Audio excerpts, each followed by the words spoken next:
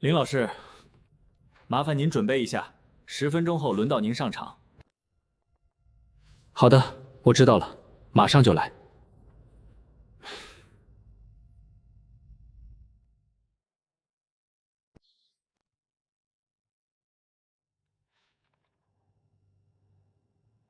穿越到这个高武世界，已经整整3年了。没觉醒武道天赋，只靠前世记忆写了探险科普小说，也算小有名气。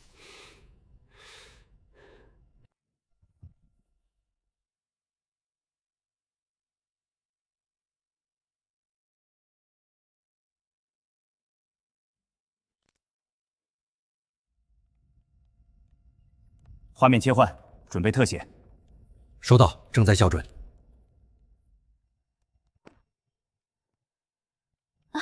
林老师，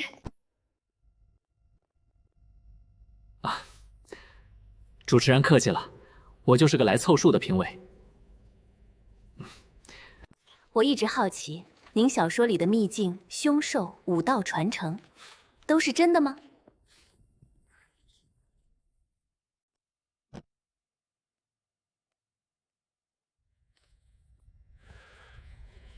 还真是神秘。他怎么来了？不知道，好像是临时通知的。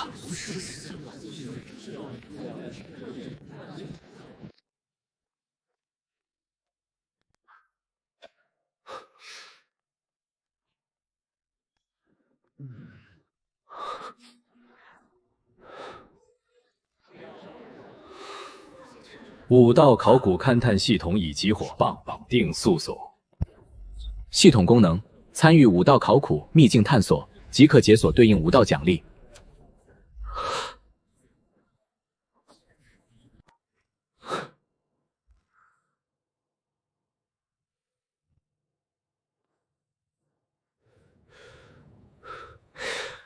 发布主线任务：指导武道考古队发现秘境古墓线索。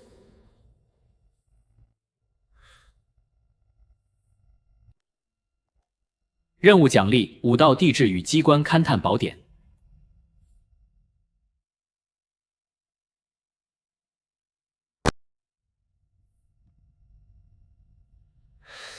3年了，我终于等到这一天了。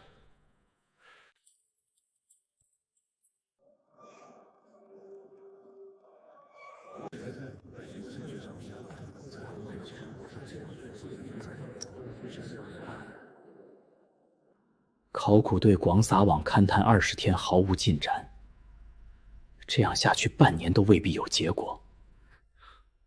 有听声辨位的武道感知，定为秘境墓穴，并非难事。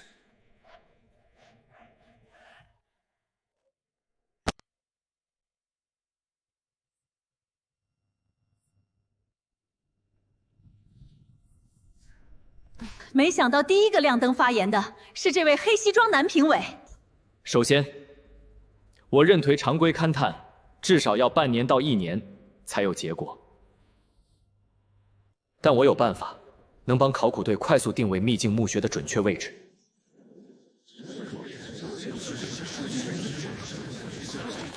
一个写小说的也敢对专业考古指手画脚，太离谱了！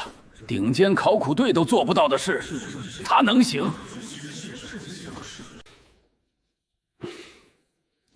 您说的方法具体是什么？我小说里的内容，从来都不是虚构。古代武道工程勘探传承里，听声辨位可辅助定位地下建筑。情况怎么样？画面切不过去，陈博士那边信号不稳定。尝试备用线路，快！好，我们现在就线考古前线的负责人陈冉博士。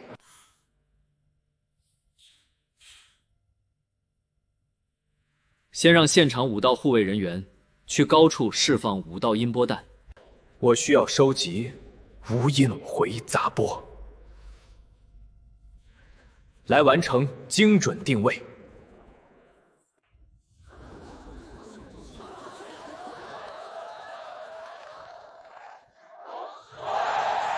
简直匪夷所思！仅凭听声音就能定位地下墓穴？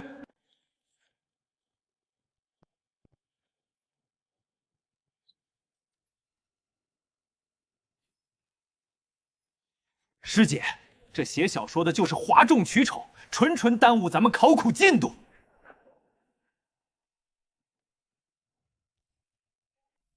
节目规则允许多元尝试，节目规则允试试也无妨，按他说的执行。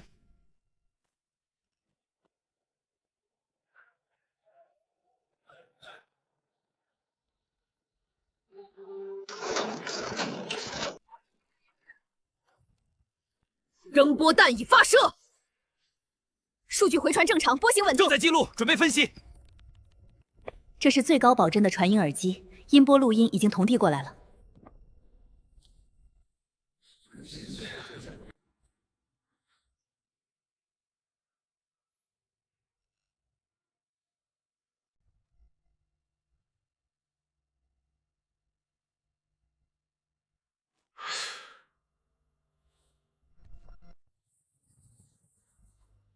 西北方向33公里。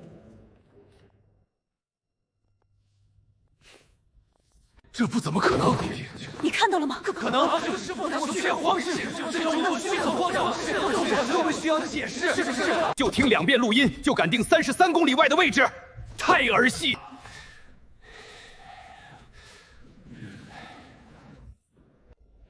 古代武道传承中，本就有专门的地形感知技法，只是你们没见过。我们必须立刻确认这个细节。数据这里，数据在这里，这有16个异常点，资料上的上系和屏幕显示了。立刻出发验触。好，到。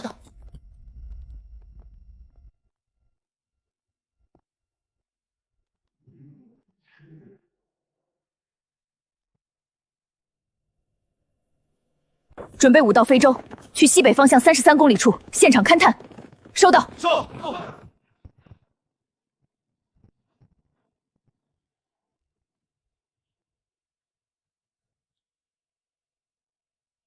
你胡闹什么？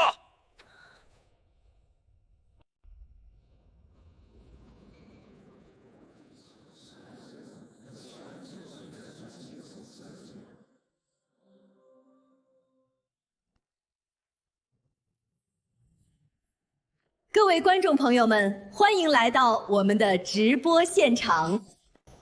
咱们节目邀请多具领域学者，本就是为了集思广益、多元探索。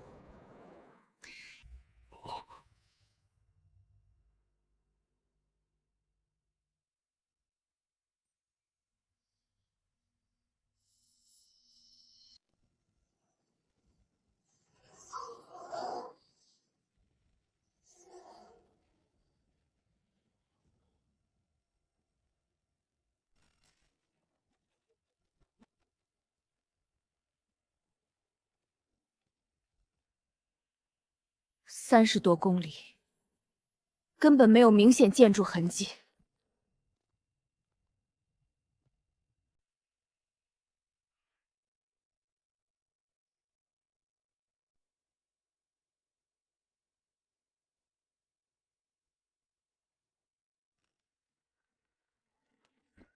无数次，我离这里之前根本没有任何显示。里面很不对劲儿，大家小心。队长，这结构看着有点邪门儿。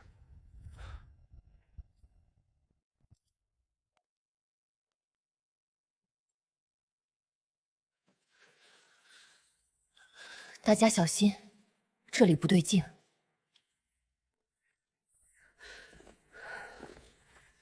这是古代守护陵墓的少祠，可怎么会建在这么偏僻的地方？这真的吗？快看那个棺材！封印竟然是真的！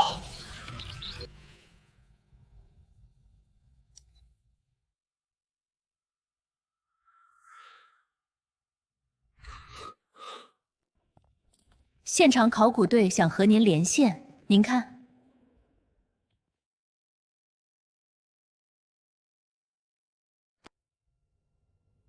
接进来吧，我正好有话要和他们说。连线已经接通，现场有什么想问这位黑西装评委的，直接说可以。林老师您好，请问我们现在发现的这座守护祠就是目标秘境墓穴吗？不是，但这里面藏着秘境入口的关键线索。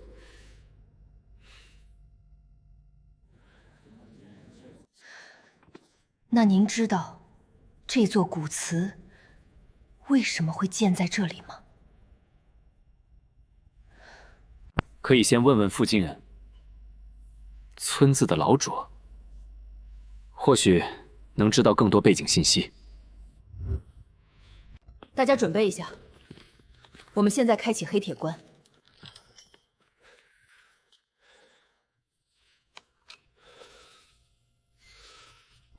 绝对不能强行开关。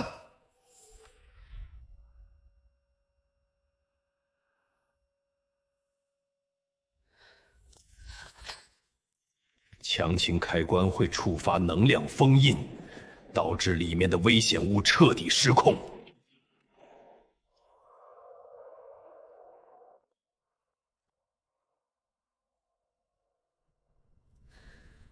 我们武道考古队的职责就是探查古代遗迹。我们有丰富的开关经验，也做好了万全的防护准备。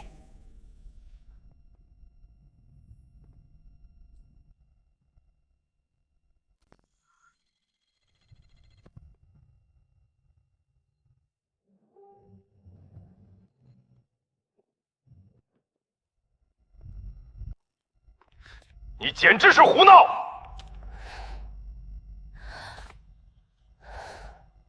什么？你们发现了守护祠和黑铁关？原地等着，我带大部队过去。必须带专业器械过去，绝对不能损坏文物。开关的事等我到了再说。您刚才说的开关风险，具体是什么情况？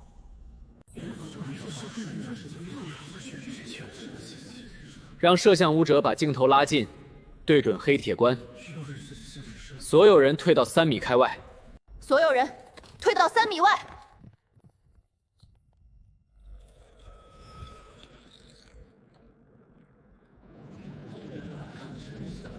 你们看黑关表面，这些都是能量灼烧的边痕。幸好没强行开关。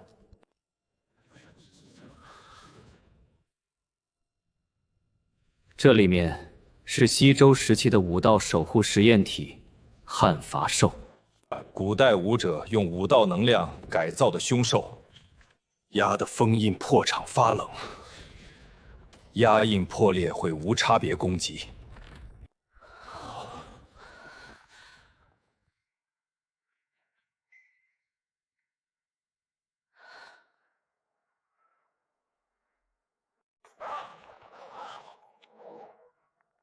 师姐，任务紧急，辛苦你跑一趟，注意安全。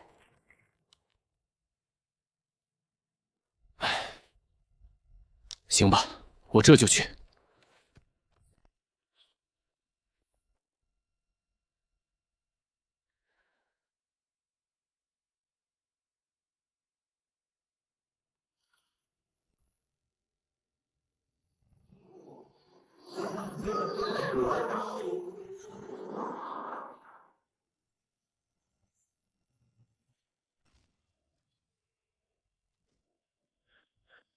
按主意计划行动。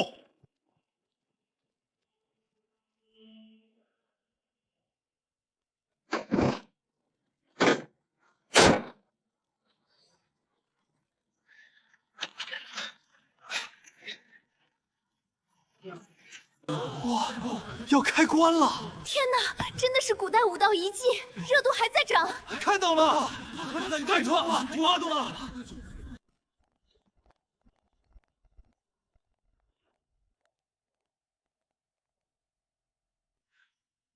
外部提醒与汉查兽情道，风险很高，尤其是线，每一处都封印重要，一旦触碰，后果不堪设想。我明白了。民间的武道传承确实有其独到之处，不能小觑。所有人准备，穿戴好武道防护甲，我们准备开棺。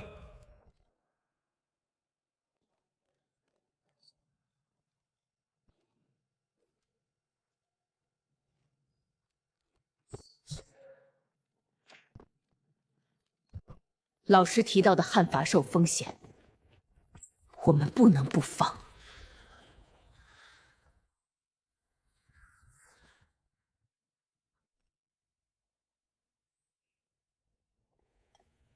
我好像在古籍里见过相关记载，只当是传说。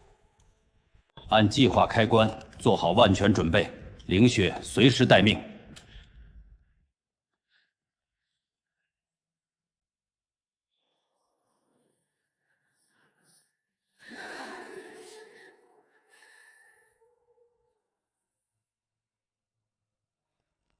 旱茶兽体内蕴含大量狂暴的负面武道能量，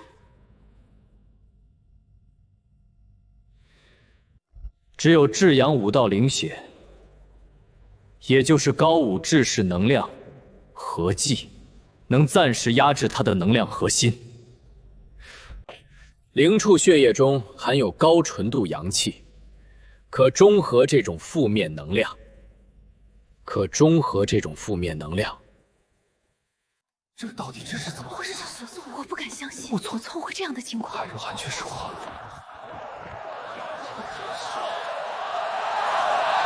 我研究武道考古几十年，从未见过相关实物记载，太离谱了。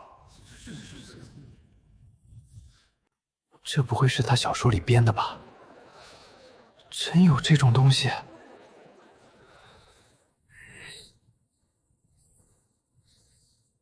人家能精准定位实物，本事摆在这儿，宁可信其有。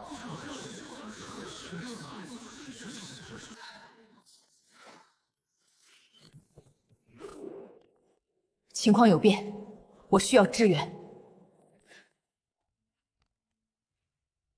你去隔壁村子找一找武道灵犬的血液。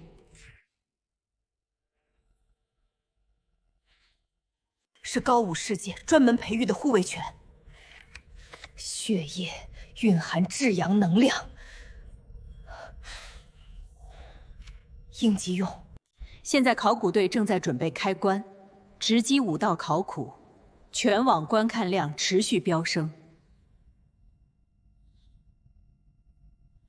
很多观众都在好奇，棺内是否真的有古代武道实验体？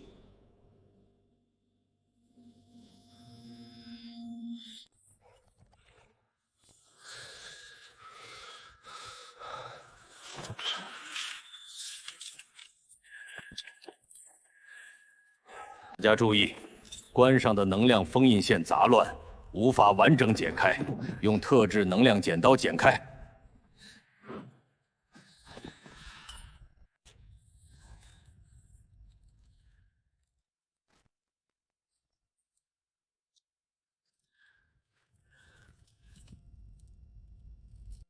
停！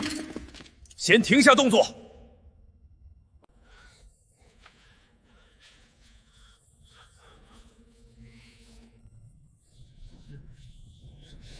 别慌，应该是棺内的文物移位了。继续操作。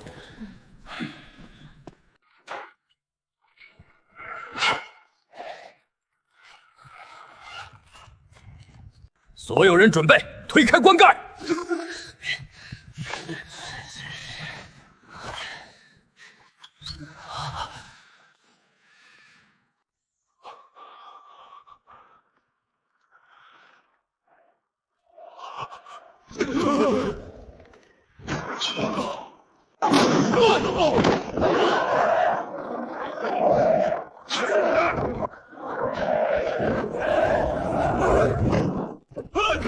新的，别摔倒，稍坐。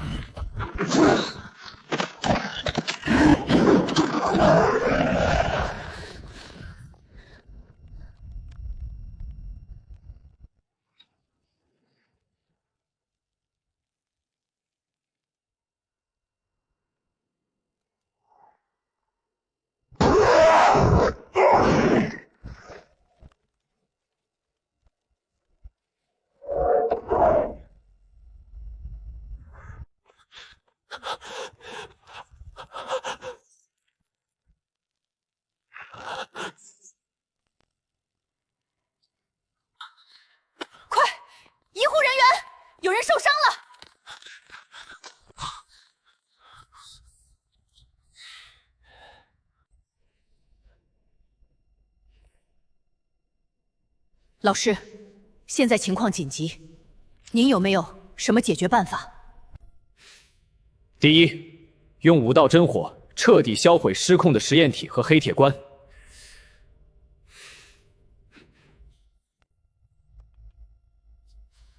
G， 用武道糯米，也就是经过能量淬炼的生物毒素吸附剂，把糯米盖在护卫的脖子上，防止能量侵蚀到心脉。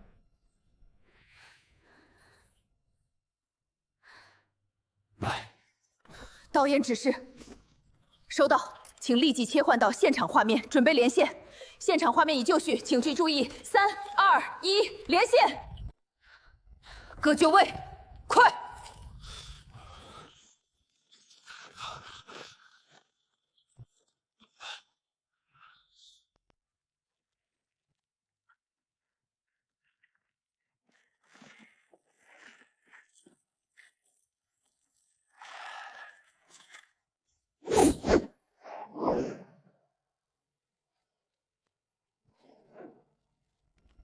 但愿如此。一切才刚刚开始。古代武道技术的精妙，实在超出想象。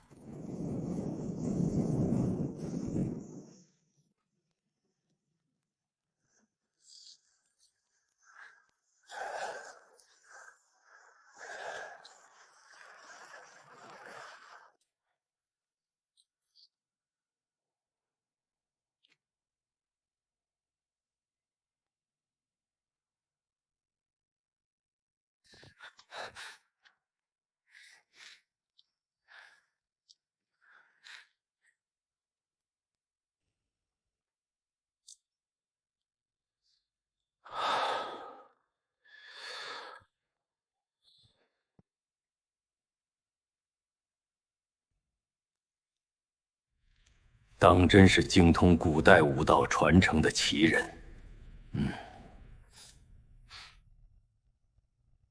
等这次考古结束，我一定要亲自拜访他，和他深入探讨。各位众评委，大家晚上好，欢迎来到今晚的决赛现场。凌雪克制汉煞的原理到底是什么？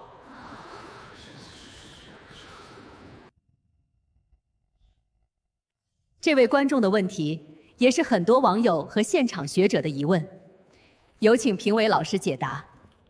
评委解答：这套传承暂时无法用现代武道科学完全解释清楚，但武道先祖的传承是真实有用的，不能因为没见过就全盘否定。我也只是比大家多知道一些相关的古籍记载而已。刚才这番话说得对，咱们这档节目的意义就是展现武道苦，传承先祖的武道文化。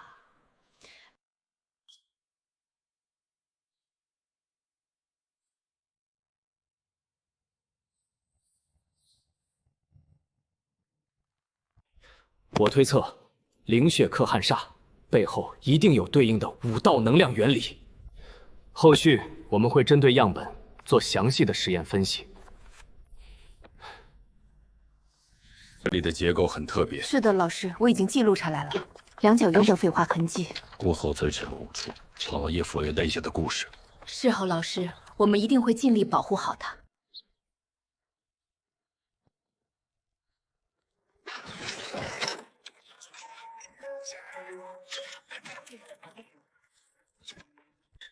这座古祠用鱼骨武道架构建造，临近母亲河，先民大概率视其为武道龙王祭拜。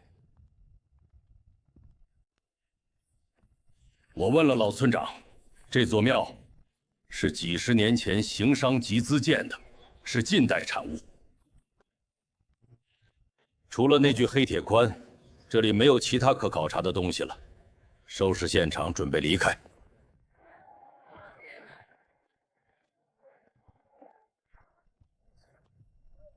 院长，我总觉得这座古祠不简单，要不要问问林老师？也好，连线节目组，问问黑发时装男的看法。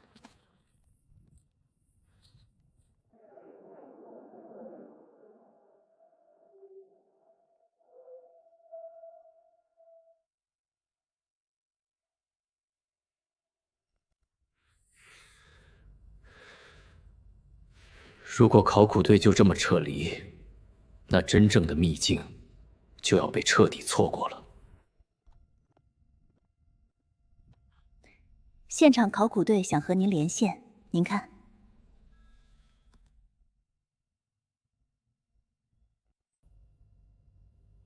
接进来吧，我正好有话要和他们说。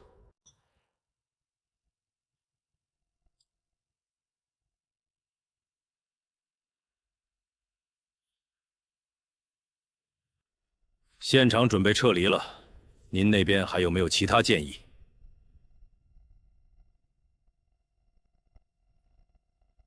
先别撤，这座鱼嘴古祠附近藏着一座武道大秘境。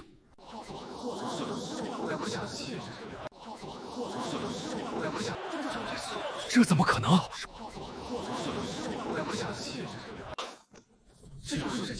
这地方连个墓碑都没有，怎么可能有大秘境？文献里都没记载西河县有大型墓葬，他不会是瞎说吧？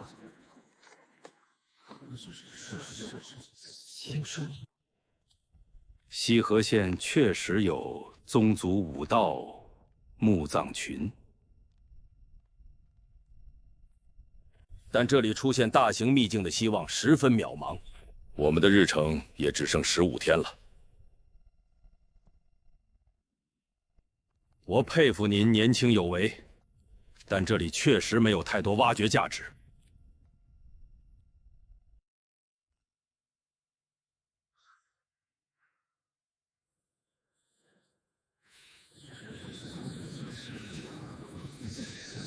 有顾虑很正常。按武道风俗，庙宇都要建在地质稳定、能量富集的地方。名山大殿也好，村里的祠堂也罢，都要选四通八达、坐北朝南的位置。可这座鱼嘴古祠完全不符合龙王祠的选址要求。建庙的人就不怕影响武道祭祀的稳定吗？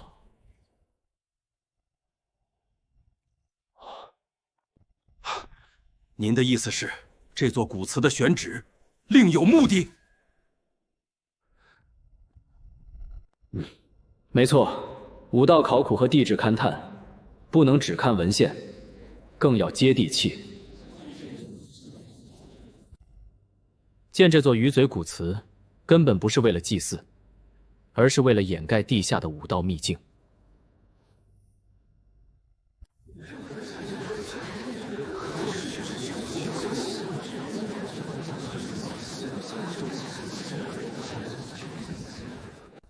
老师，那建这座庙的人到底是什么身份？他们是伪装成行脚商人的武道工程勘探传人。那这些勘探传人又是怎么判断这里有大秘境的？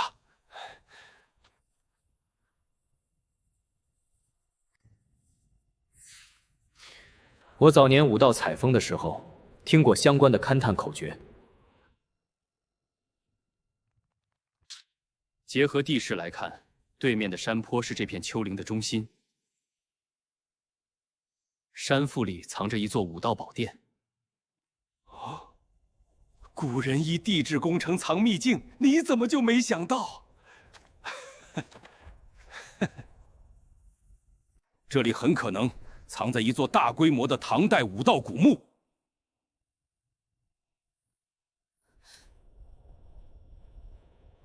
各位观众，我们现在位于古祠现场，这里的一切都保存完好。是的，我们正在进行详细的勘查，稍后会带来更多发现。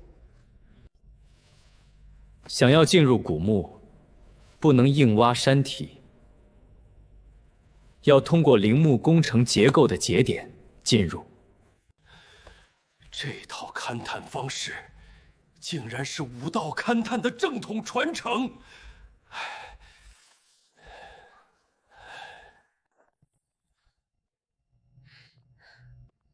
林老师，您连陵墓的砖瓦都没见过，怎么就能断定是唐代的？从陵墓的建造规制、工程结构，还有守护祠的形制，就能完成武道断代。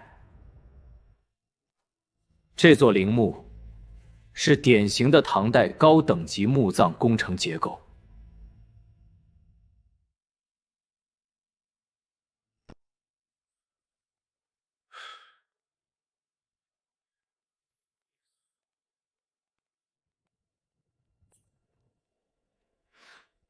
如果按那位老师说的，工程结构节点应该就在这座古祠里。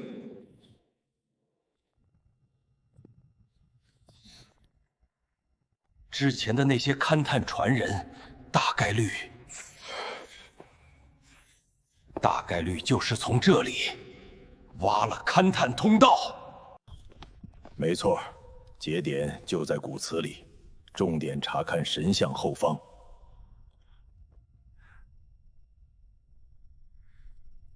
这里有裂痕，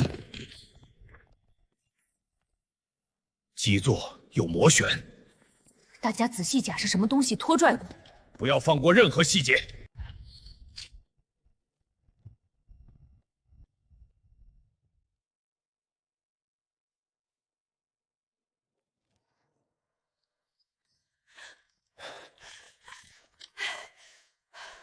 院长，找到了，这里真的有通道。这下面到底是什么？我们是不是发现了什么了得的东西？这简直是不可思议！要不是连线那头的指引，我们恐怕就要错过这个重大发现了。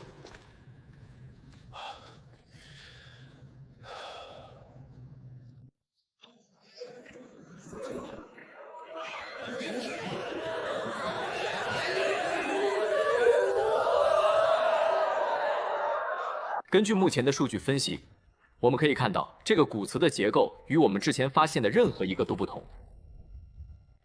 这可能意味着一个全新的文明体系。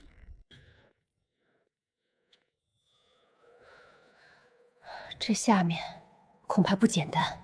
是啊，感觉有什么东西在等着我们。之前的勘探者会不会已经把里面的物拿走了？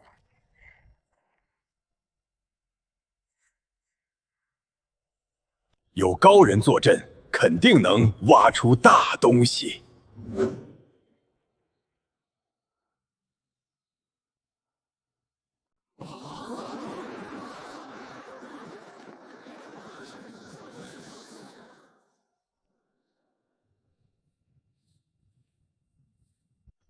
您只是坐在演播厅里，就能精准预判考现场的所有情况，太厉害了！只是对古代武道工程结构多一些了解而已。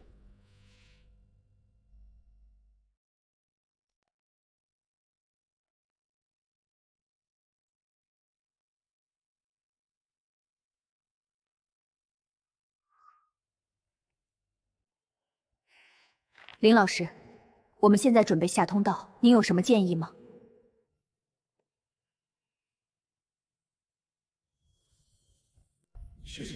现在天色已晚，你们的武道准备也不足，建议暂缓行动。我们带了顶尖的武道勘探器械，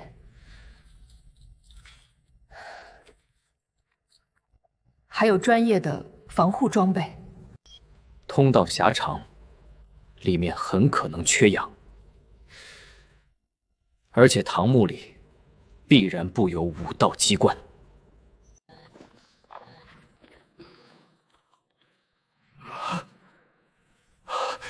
机关？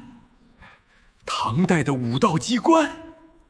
那我们更要进去看看了。您放心，我们做好万全准备。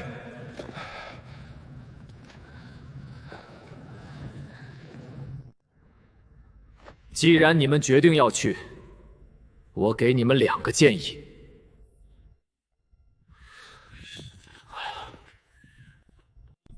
第一，不要用武道空气鹰午夜，也就是传统的氧气检测工具。第二，提前准备武道灵群，让灵禽先行探路。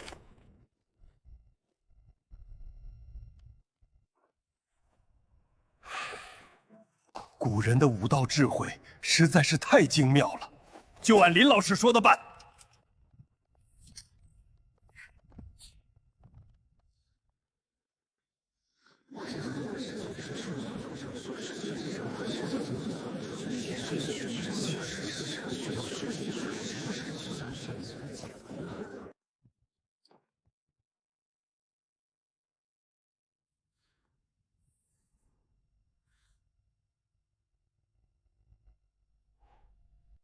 穿越者的身份信息缺失，我姐姐，高级前线，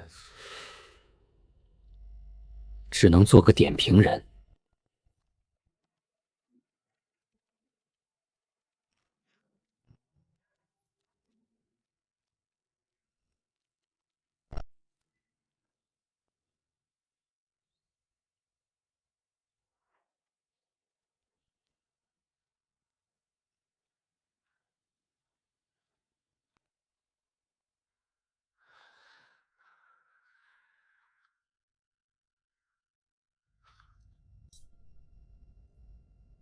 短发男评委，考古队已经准备就绪，马上就要进入通道了。让他们务必小心，紧跟灵禽，安全烛一旦熄灭，立刻后撤。评委们有固定上班时间，还能请假。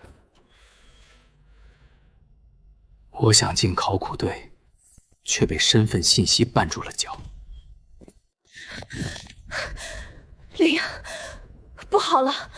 考古队进通道触发机关了，对武道石板隔开，前后都被困住了。别慌，只是常规的武道防盗措施，不会有大危险。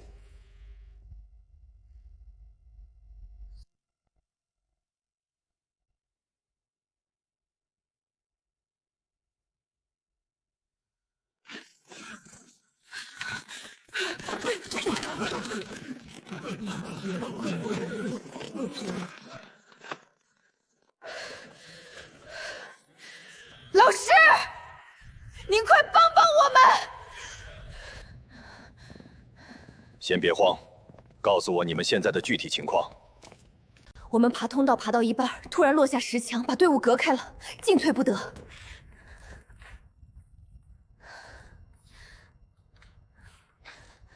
我们怀疑是触发了武道迷阵，根本找不到出去的路。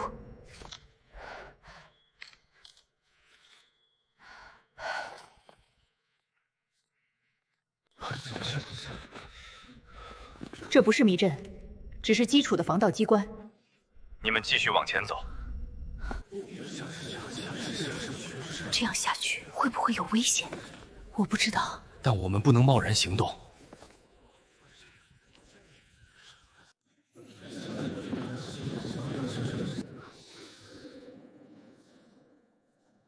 快想想办法！里面空间狭小，万一缺氧就麻烦了。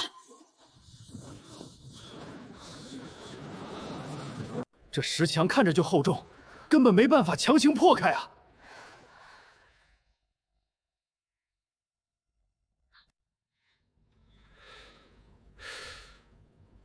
不断积极，就是为了防止非法勘探者闯入。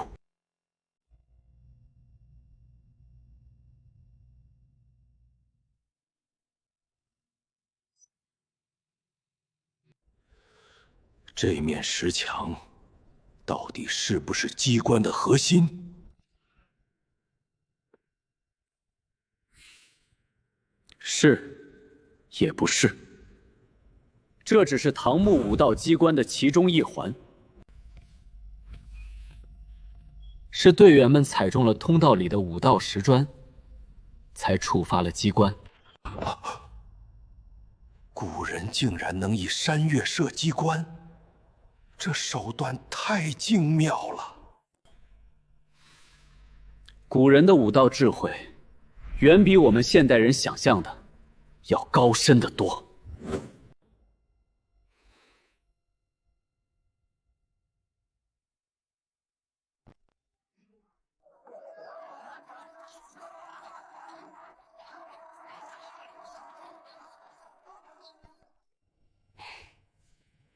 现在国内外的观众都被古人的机关技术震撼了，大家都很好奇，墓主人到底是什么身份，能造出这么精妙的机关？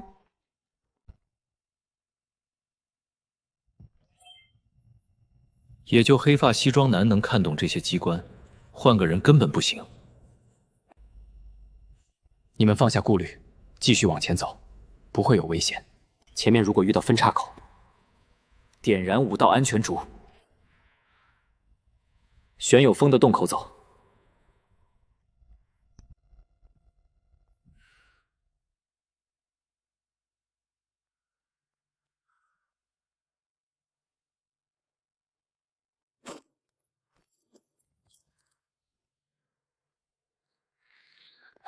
走这边。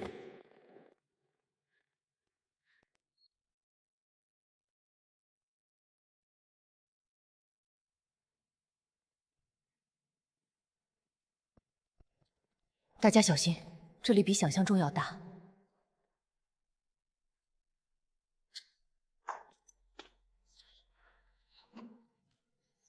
呀，是唐砖，我们到墓室了。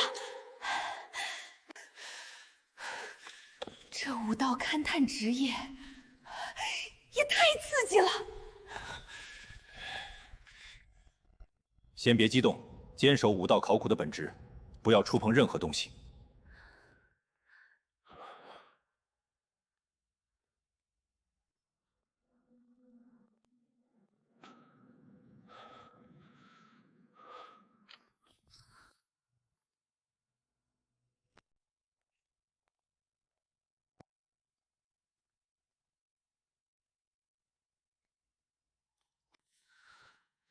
不对啊，明殿应该放棺椁才对，怎么什么都没有？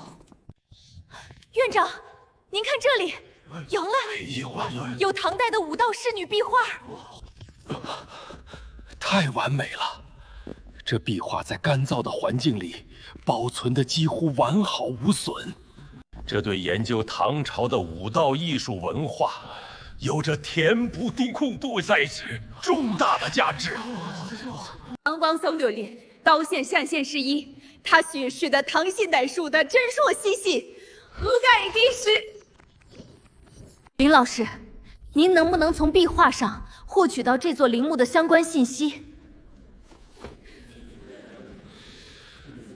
从壁画的形制、风格还有墓葬的结构来看，这座陵墓的主人是唐朝的武道公主。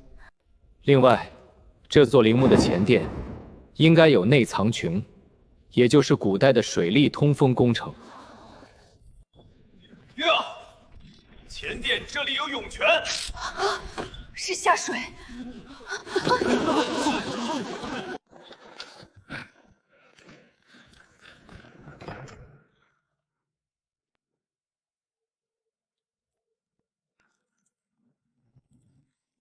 这就是古籍里载的内藏梁，古代的水利通风工程，它竟然真的存在。明殿为什么没有棺椁？壁画为什么没画完？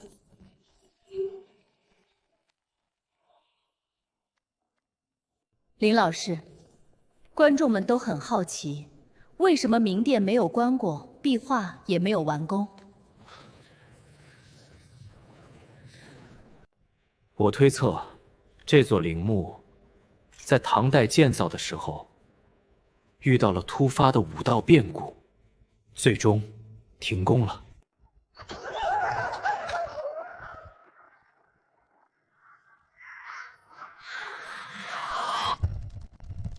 这到底是怎么回事？情况不对劲，立刻切断信号。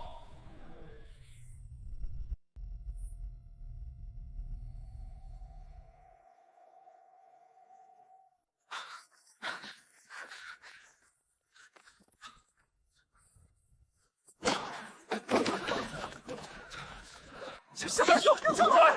出来！怎么了？他们宰了吗？好开好吗？应该没事儿。不好，这气体有问题，我的视线开始模糊了。所有人捂住口鼻，撤回明殿，快！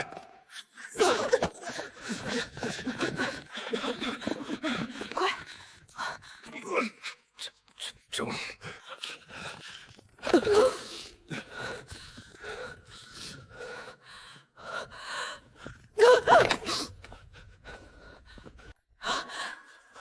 脸，墙壁上有一张脸。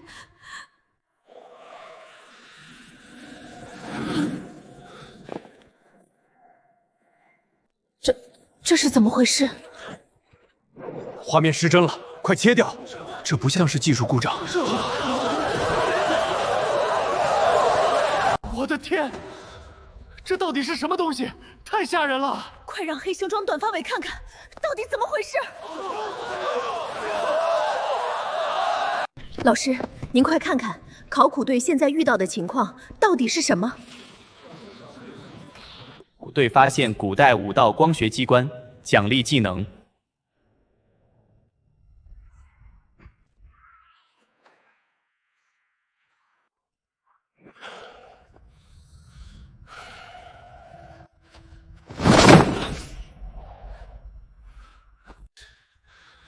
这到底是什么东西？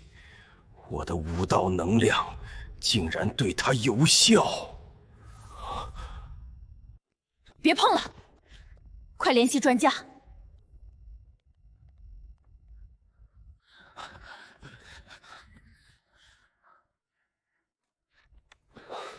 别慌，这不是什么超自然现象，只是机关触发的正常现象。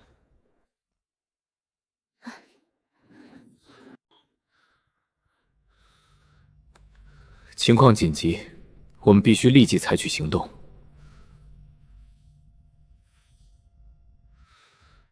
陈然博士，你现在鼓起勇气，靠近那面墙壁，仔细看看那张人脸。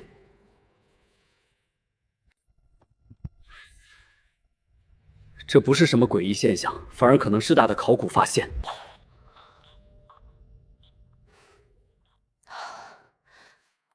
好，我现在就过去看看。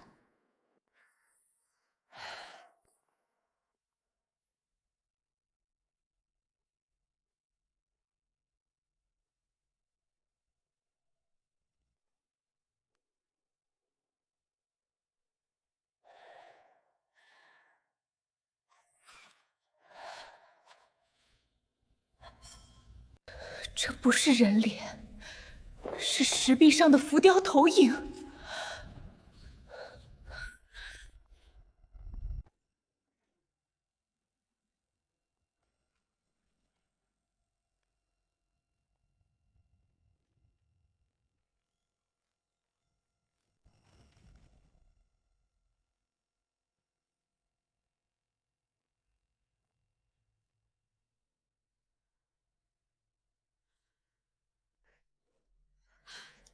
这呼啸的是什么？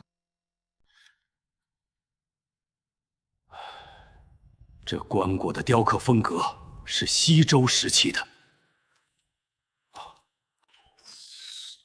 西周时期，怎么可能有这么精湛的移动石壁技术？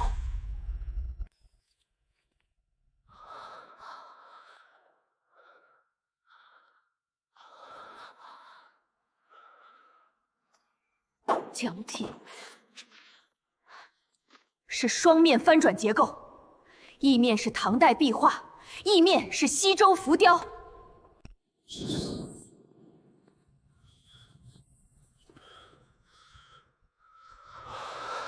你们看棺椁四周，没错，这棺椁绝对是西周时期的。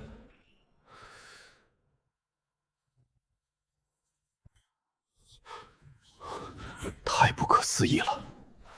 西周和唐代的墓葬，怎么会叠在一起？这么精密的翻转机关，根本不符合那个时代的技术水平。这浮雕的纹路是绝场发现，绝场风操出我急剧之事，朝需尽快采取措施，不止奏效，否则后果呢不堪设想。这是机关伪装木，是古代用来迷惑闯入者的防御设计。林老师，机关伪装木是什么意思？陵墓是固定建筑，怎么可能随意变化？是啊，您快给我们详细讲讲，这机关到底是什么原理？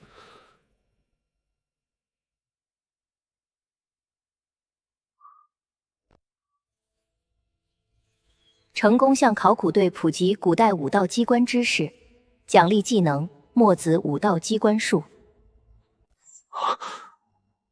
成功向考古队普及古代武道机关知识，奖励技能墨子武道机关术。我知道机关男是怎么被触发的了，是你们带进去的那2只武道灵禽。灵群乱跑，踩中了机关的触发区，才启动了整个装置。这座机关伪装墓是西周时期的武道大师设计的，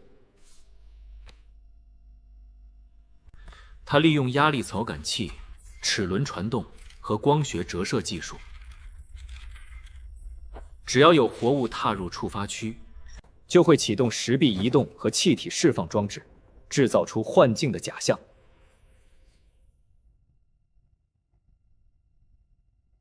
唐代的鉴灵者发现这座西周墓后，没有毁掉它，反而把它改造成了自己陵墓的第一道防线。您的意思是，西周墓和唐墓重叠在了一起？没错，就是这样。从武道科学的角度来说，神经气体导致的视觉错觉，加上机关移动的声音，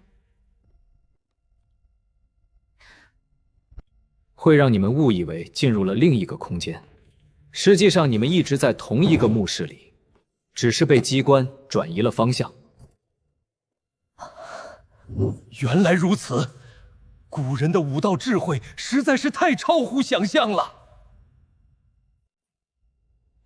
这座机关伪装墓的设计极其精妙，它的核心目的不是杀人，而是通过幻境吓退非法闯入者。3000年前的人就能造出这么厉害的机关，太牛了！啊，也就黑发西装老师能看懂，换个人根本摸不得头脑。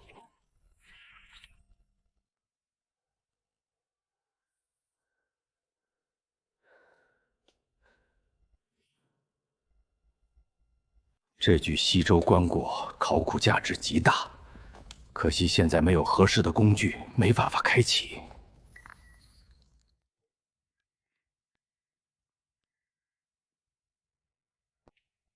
院长，我突然有个猜想。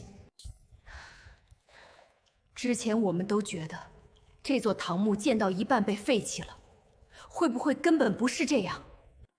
你的意思是，唐墓根本没有被放弃？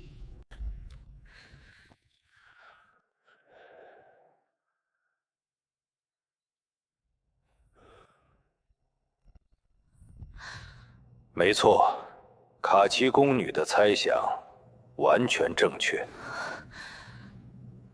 唐代的武道机关大师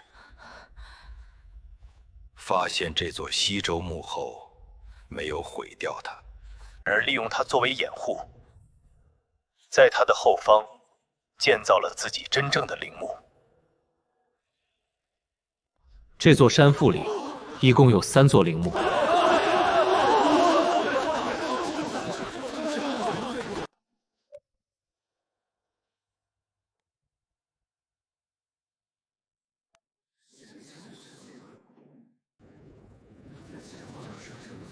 是西周的机关伪装墓，第2座是唐代的伪装墓 C 座，第3座就是最后的主墓室。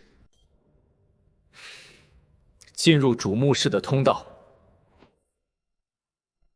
就藏在这具西周棺椁的附近。太不可思议了，竟然有3座陵墓叠在一起。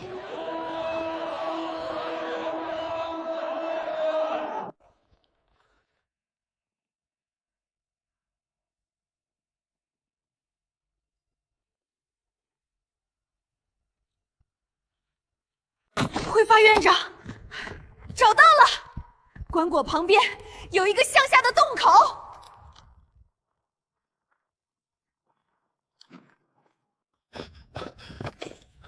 没错，这就是通往主墓室的路径。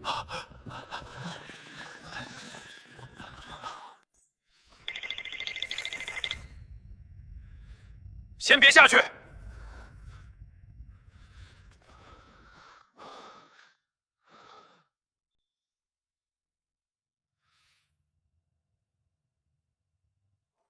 这个洞口下方是古代最著名的武道机关——玄魂梯。一旦判断失误，就会发生危险。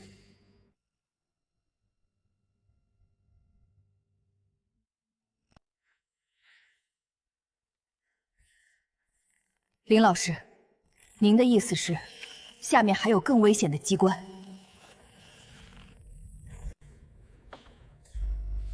没错，越接近真正的陵墓，机关就越复杂。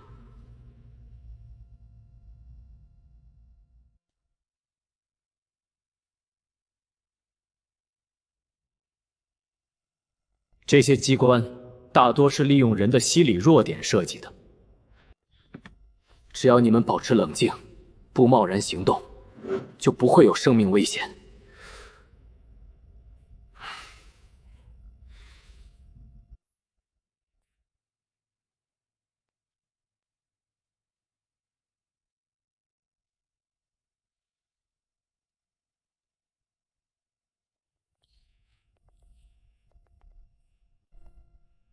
提醒我们记下了。但为了保护和研究古代武道文化，我们必须继续前进。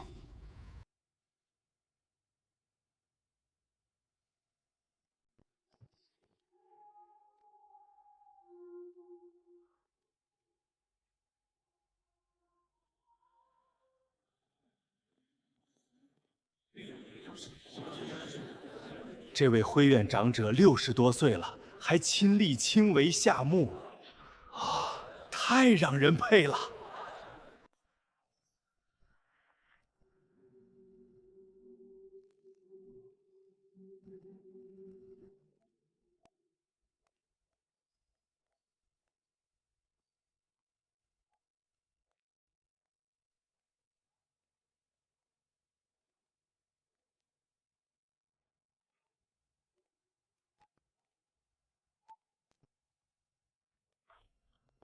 卫星通讯器的煞号了，卫星通讯器的信号越来越差了。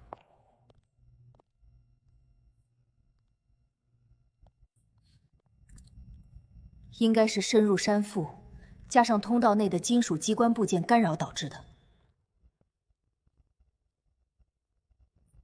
汇报完毕，一切正常，继续前进。非常抱歉，因为山体内部的信号干扰，直播画面暂时出现了关动。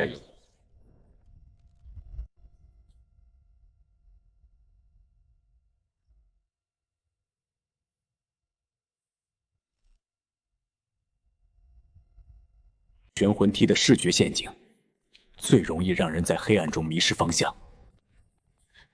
他们现在太危险了。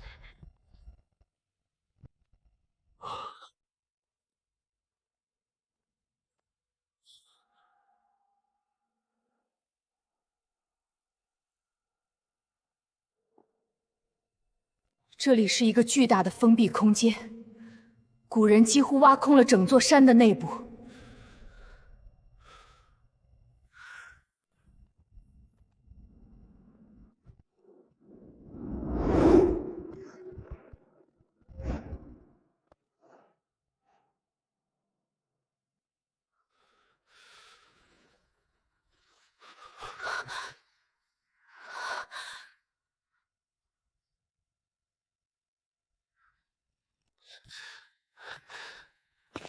这也太诡异了，这石阶到底有多深啊？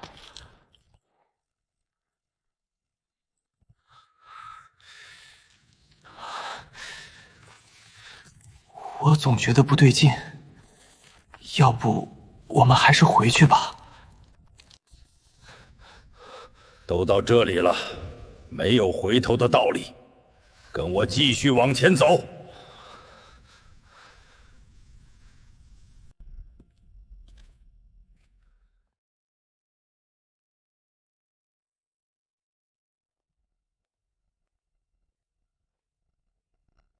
达辉物阶，信号我们筹备放序。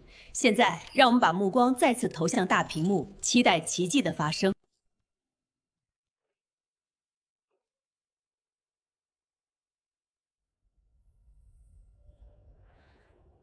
现在，考古队进入了一个巨大的山体内部空间。古人的武道工程能力实在令人惊叹。他们还没察觉到，这个机关的核心陷阱就是视觉欺骗。各位观众，欢迎来到我们的直播现场。今天我们将历史性时刻。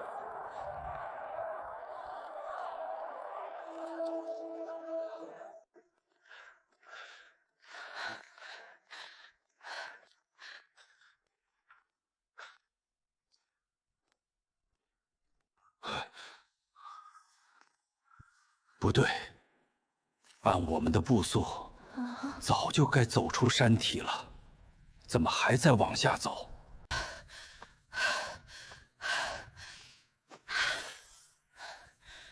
别停下，我们再往前走一段看看。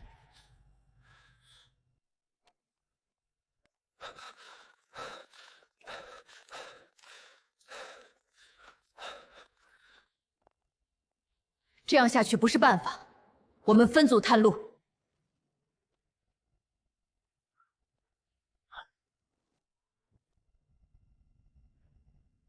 我带2名黑马甲青年往前走，灰发说转你们3人原地等候。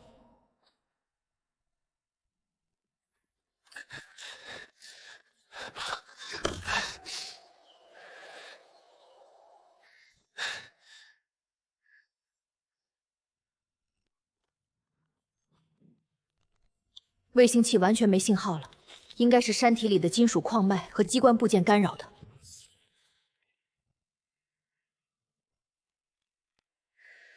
我们继续往前走，找到尽头就回来和你们会合。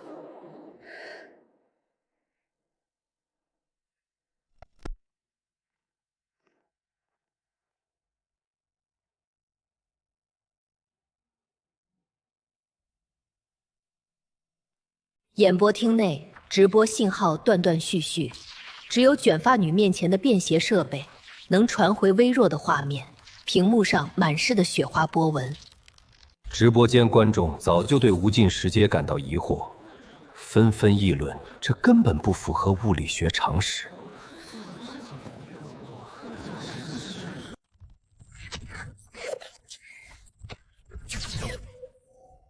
突然，画面里前方出现了3个人影。前面有人！那3个人是谁？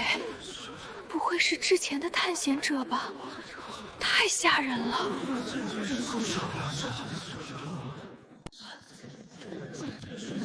别慌，说不定只是武道雕像。我们应该快到石阶尽头了。那3个人，就是王院长他们。你们其实一直在原地打转。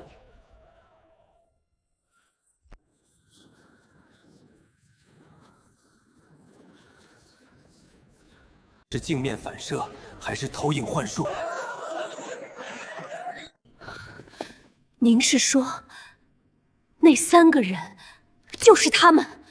这到底是怎么回事？这个石阶是古人设计的武道视觉陷阱机关，名叫玄魂梯。它根本不是直线向下的，而是一个巨大的闭合环形阶梯。利用石阶的微小高低差、吸光岩壁，还有微的灰雾，让人产生一直向下走的错觉。这是失传的古代武道机关术。全场观众和评委都被玄魂梯的说法彻底震撼，议论声此起彼伏。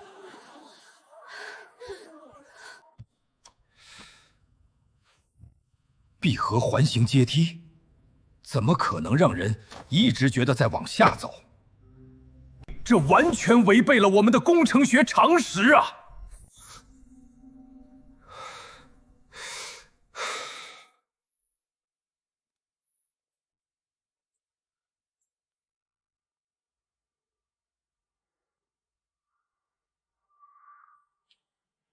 无尽的石阶上，灰雾弥漫，3人脸色发白，强作镇定，一步步朝着前方的人影靠近。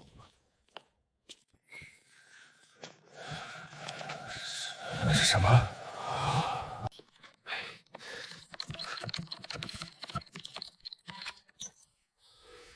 没有信号。怎么会这样？快，再试试！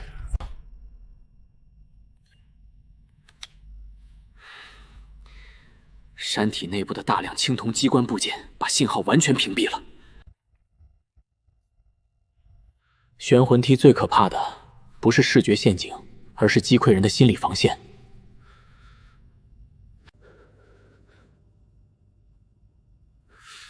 邢台县西人一届又是一届崩溃。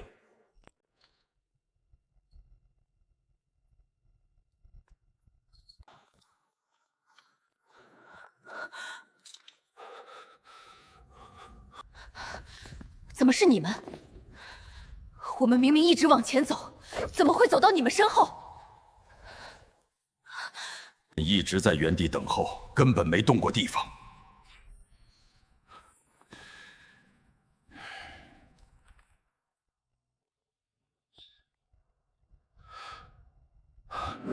难道我们一直在原地打转？不对啊，我们明明一直在往下走。如果是圆形阶梯，怎么会有这种感觉？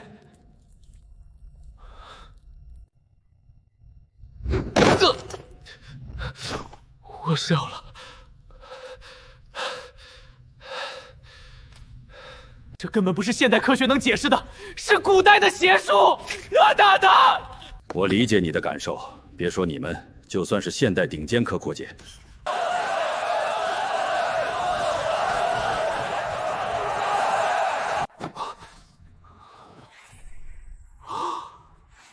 我的天，真的在原地打转！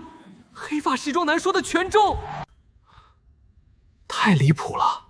这到底是怎么做到的？观众朋友们，大家好，欢迎收看本期节目。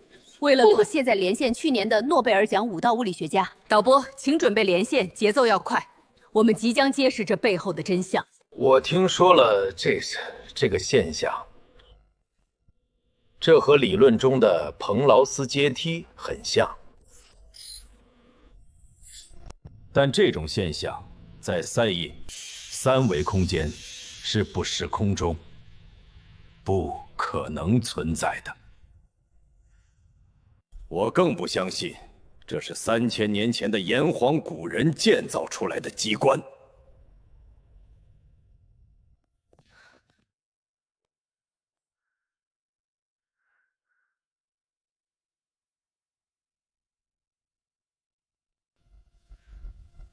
深呼吸，保持节奏。好的，教授。他们走得太快了，我们等等看，每一步都要稳，这里不容有失。明白。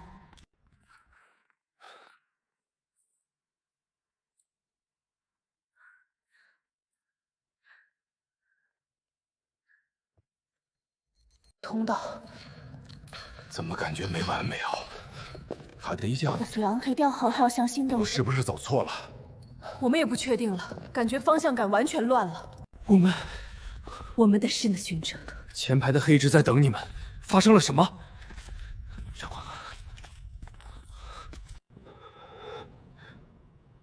？This impossible， 这绝对不可能！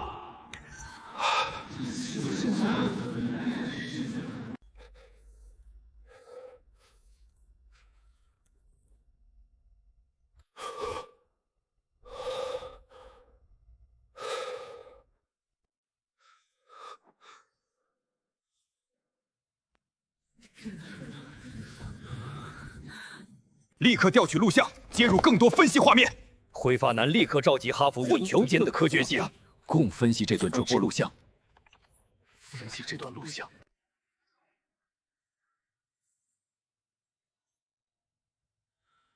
这些顶尖科学家看完受到了巨大后，有怀疑观受到了冲击，怀疑节目是特效造假，也有人惊叹古代工程技术的不可思议。这不对劲，你看到了吗？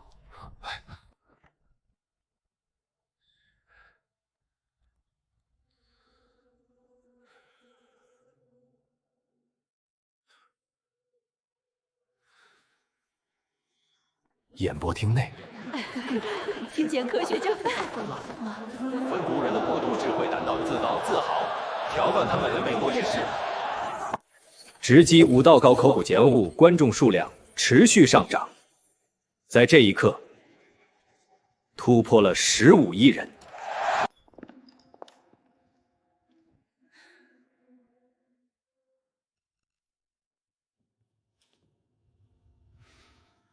麻烦您给我们详细分析一下玄魂梯的工作原理到底是什么？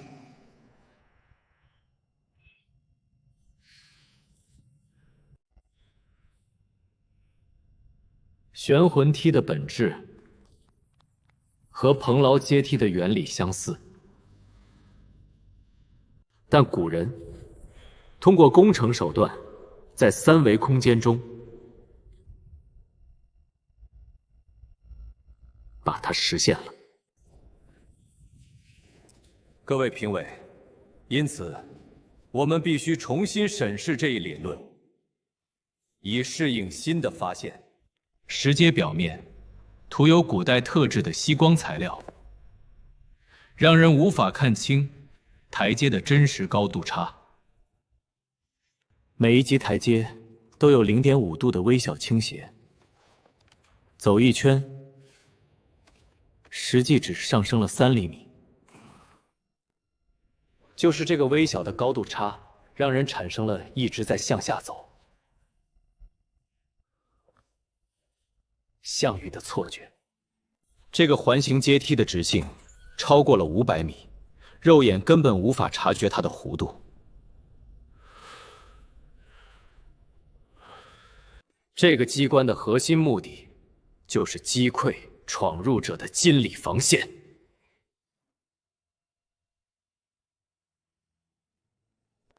观众听完讲解后看法不一，有人认同，有人依旧质疑。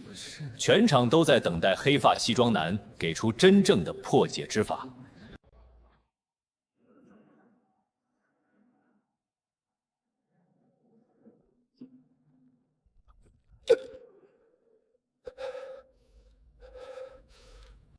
短发男，您既然知道玄魂梯的原理，那有没有办法帮助考古队走出来？有办法，但必须在我的指导下才能完成。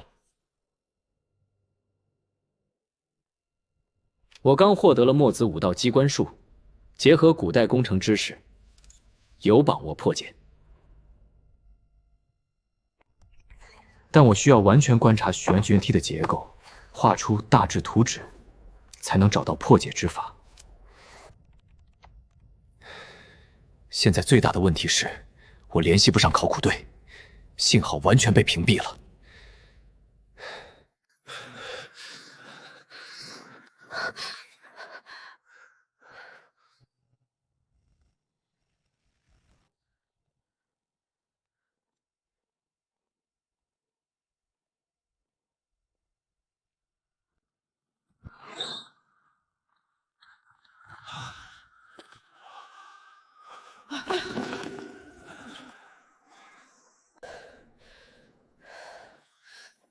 我突然想起，那位老师之前提醒过我们会遇到复杂的机关。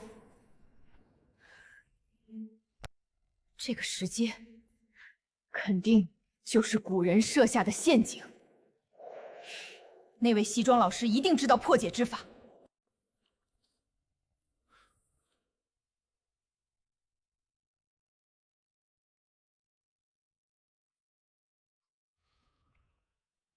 是啊，我也想起他的提醒了。古籍里记载的木牛流马、木鸢，很多技术都因为战乱失传了。老祖宗的智慧，我们只学到了皮毛啊！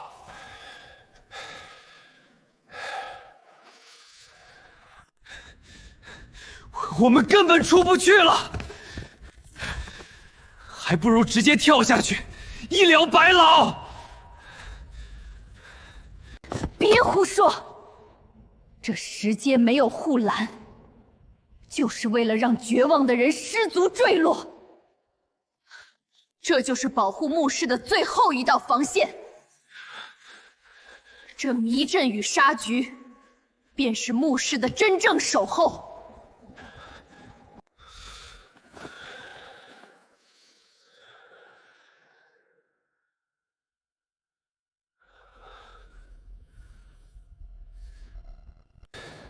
但我不想困死在这里，我们一定能找到办法。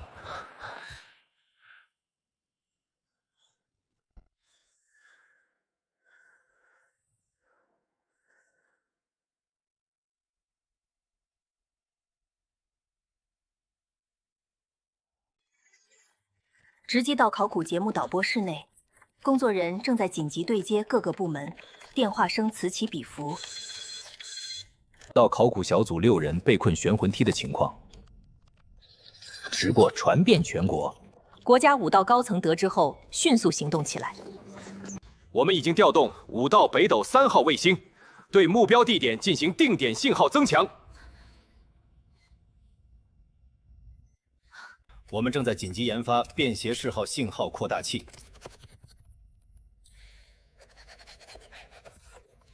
连夜送过去。预计多久能抵达现场？武道运输机已经起飞。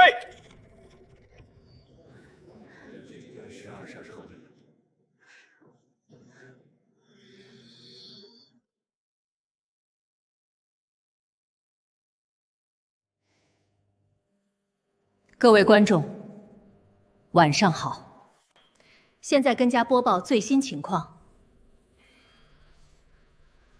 国家已经调动卫星进行定点信号增强，便携式信号扩大器也正在连夜运往考古现场，预计12小时后抵达。请大家和我们一起为考古队的平安祈祷。直播观众纷纷辽苦队加油。也是个渔获，不接瓦晒人。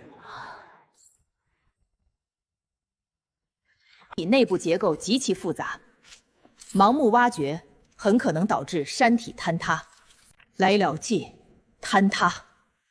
不仅救不出人，反而会直接危及考古队的生命安全，绝对不可行。与此同时，国外观众看到直播后，不少人都惊叹于炎黄的国家动员能力，纷纷留言是佩服。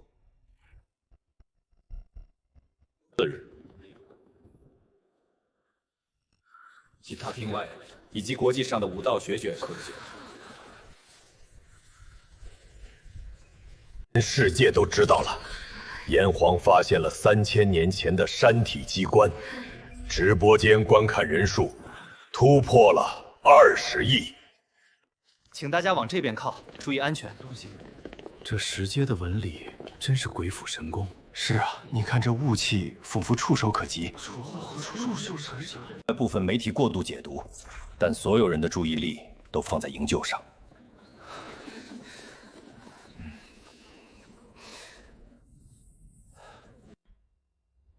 黑发西装男早早来到演播厅上，神色平静，却难掩眼中的担忧。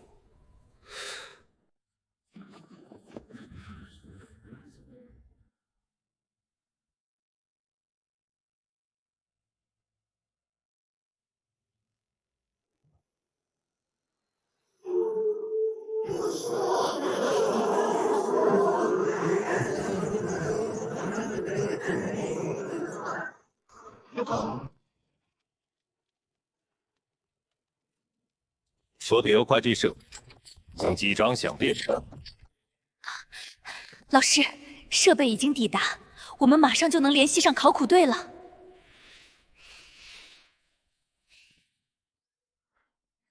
对呀。好，准备好武道通话器，我要亲自和他们对话。玄魂梯上的考古队休整后，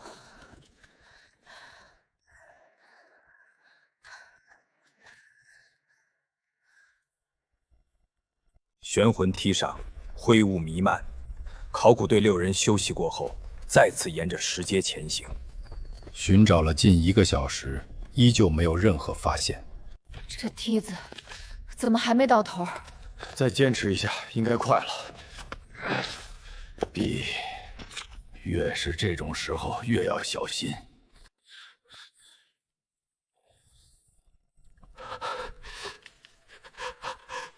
我们曾冲出去的，根本没有尽头。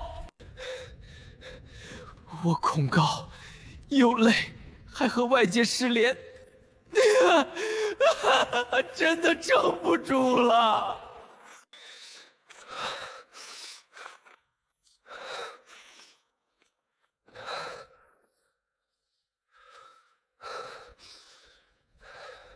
望着这无尽石阶，想让到历代闯入这里的人，或许都曾被困死在这里。众人陷入绝望的时候，高妓女口袋里的卫星电话突然响了起来。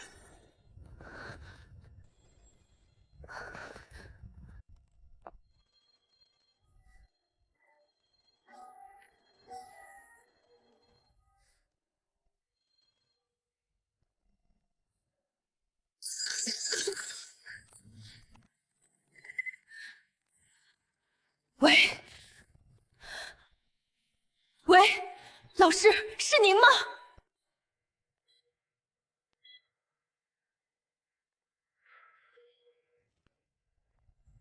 是我。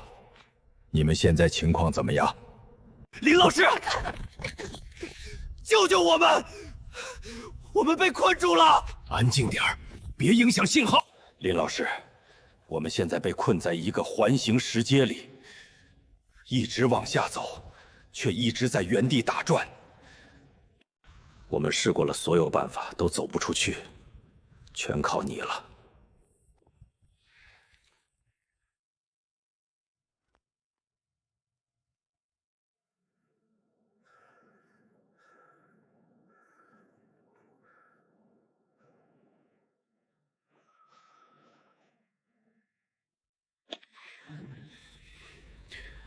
我已经通过直播了解了你们的全部情况。这个玄魂梯是古人依据视觉虚力学和工程力学发明的机关。视觉学学，工程学学，它的原理和古代军事工程的阵法相似，都是通过迷惑视觉，让人迷失方向。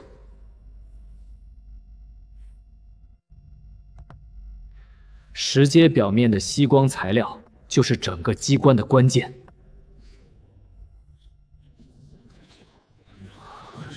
大家注意，这里有情况，都过来看看脚下。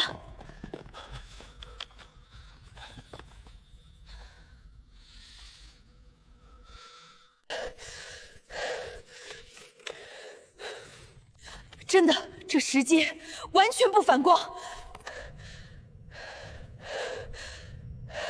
再加上周围的灰雾，我们根本看不清台阶的真实高度。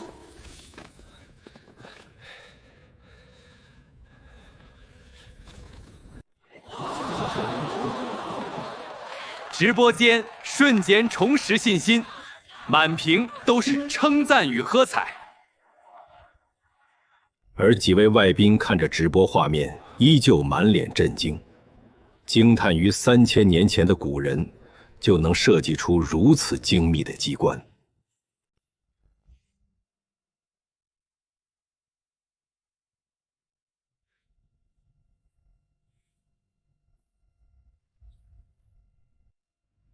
玄魂梯的设计者一定会留下生路，这是古代工程的基本准则。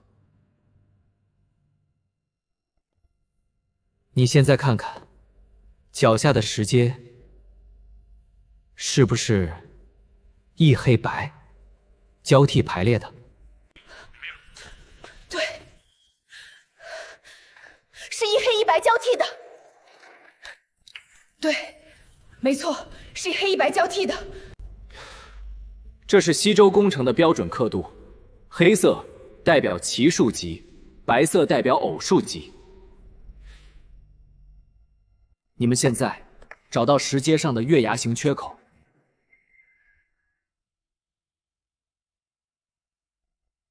从那里开始数石阶，看看走一圈回到起点，是不是正好384级？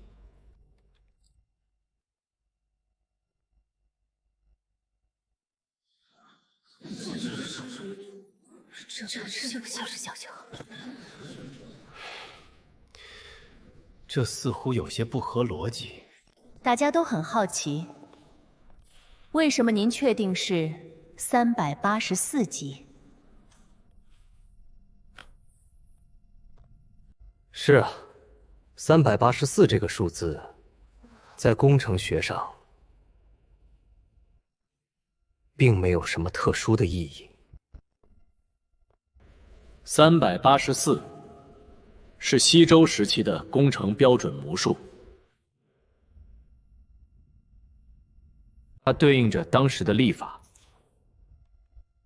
西周时期，一年按384天计算，得1月，同时也对应着当时的度量衡，是大型工程里最常用的基准数。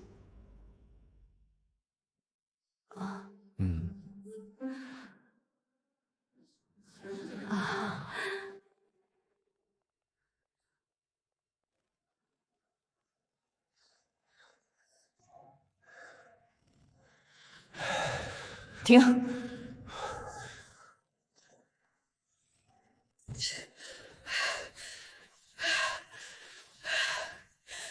林老师，正好384级，不多，不少。太好了，接下来我们该怎么做？生路就在刻度对应的位置。你们现在找到从起点数第95级台阶，这是古代工匠在大型机关中标准逃生通道编号。32、33、34，跟上。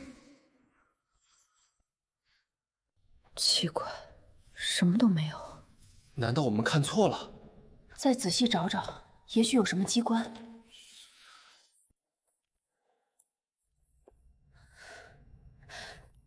林老师，我们找到第95级台阶了，可没有任何异常啊。你现在拿一瓶武道灵水，倒在级台阶上，看看会发生什么。老师，我们带的水源不多了。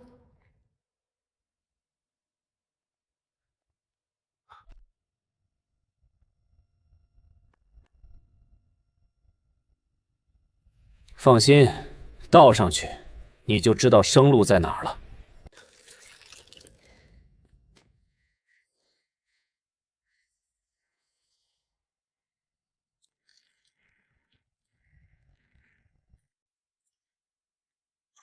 这水它会上，逆流而上。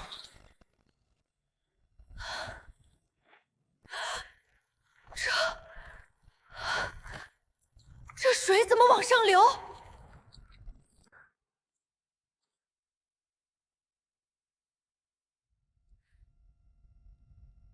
院长，您看，我们看着往下的阶梯，实际是往上的，两边的石阶形成了一个凹字形，视觉上却完全看不出差别。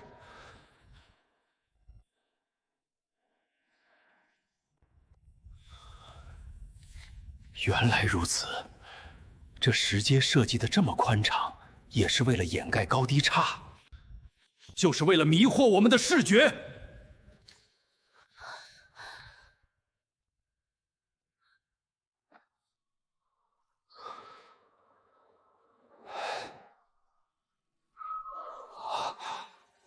太不可思议了！炎黄的古人，在几千年前就把数学、物理学、心理学完美结合，把视觉欺骗运用到了极致。这绝对是人类工程史上的奇迹！能破解这样的机关，您也非常了不起。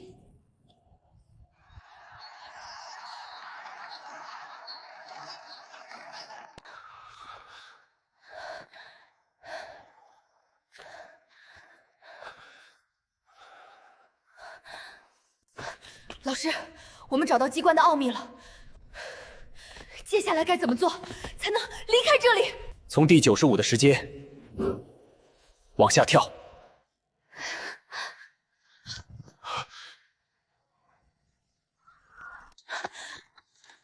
往说什么跳？这下面可是悬崖啊！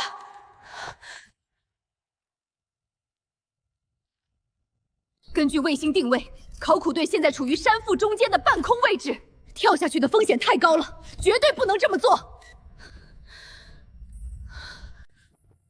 你们放心，这里是玄魂梯唯一的生路。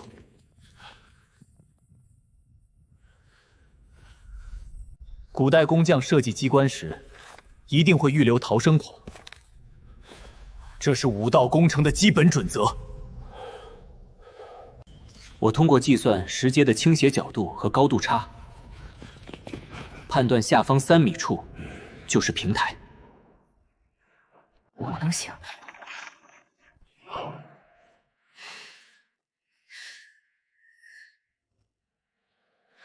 我必须行。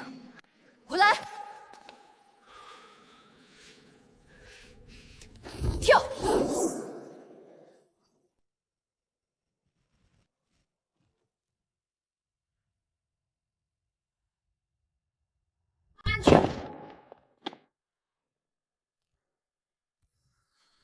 下方3米就是平台，来。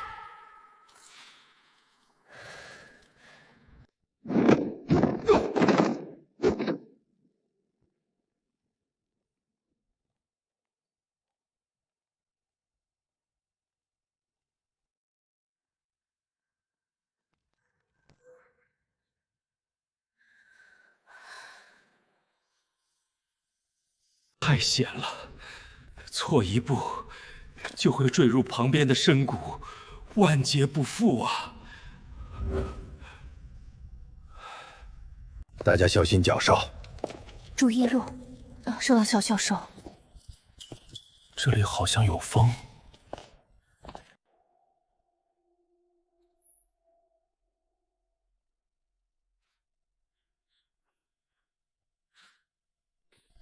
这些遗迹应该是历来所陵墓的探险者和工匠，他们没能找到玄魂梯的生路，最终困死在这里，或者坠崖身亡了。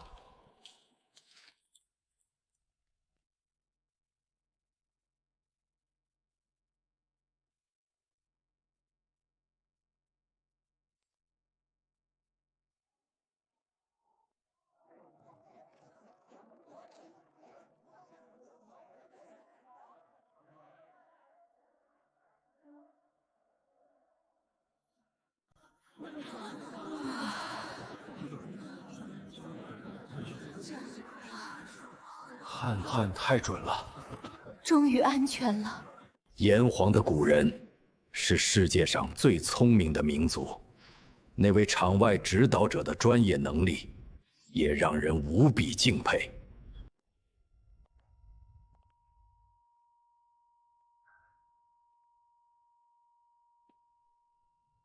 恭喜宿主指导考古队成功逃离玄魂梯，奖励爆黑曜之刃已存入系空间。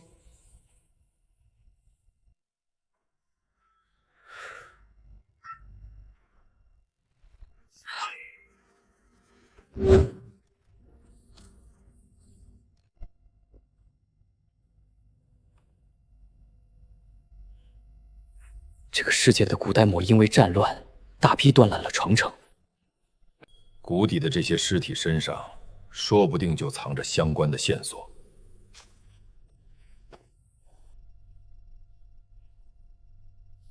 现场人员立即收集尸体旁的古物和工具。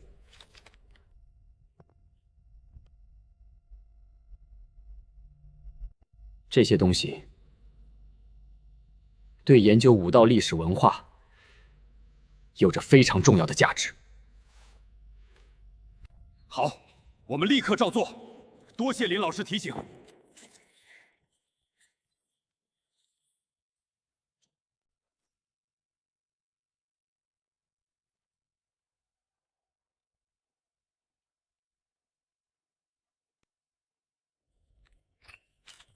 大家注意，这些遗骸旁边的古物和工具都要仔细收集，不要遗漏。这些东西很可能藏着古代武道工程传承的重要线索。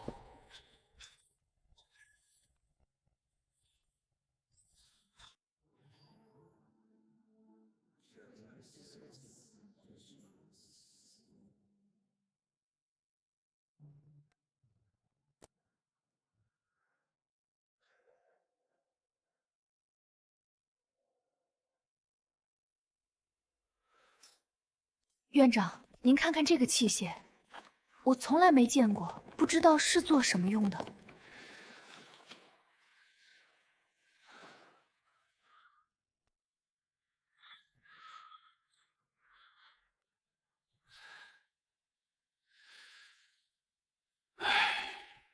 我也认不出来。这个器械叫古代武道勘探铲，是古代工程门派用于地下勘探的专业工具。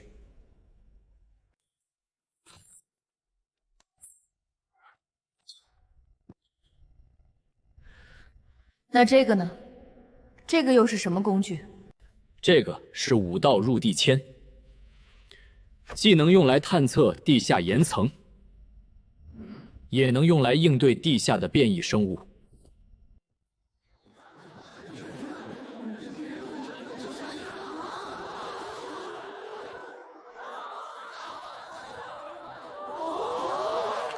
您好，关于地下变异生物的传闻，您有什么看法？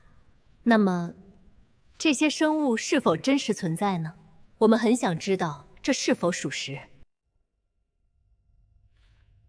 古代工程文献里有大量相关记载，这次考古也发现了很多实证，连玄魂梯这样的上古机关都现世了。相关的古代生物记录自然也是有依据的。希望考古队接下来能顺利避开所有危险，平安完成考古。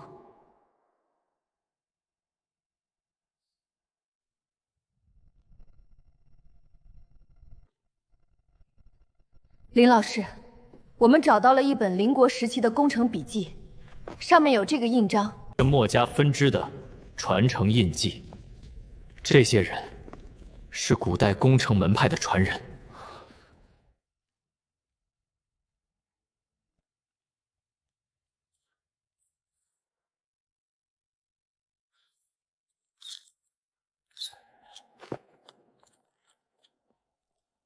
小心，前面可能还有机关。我们这地方看不见。好大的殿堂，这得有读多久的历史了？大家注意，我感觉到了异常的能量波动。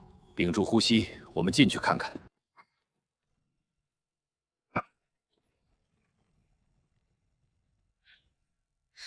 玄魂梯下方就是真正的主墓室，也是整套机关的核心区域。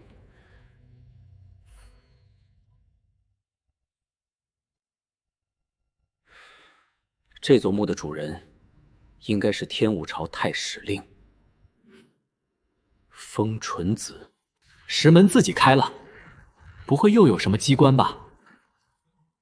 有那位黑妆发瓶在，去进发看吧。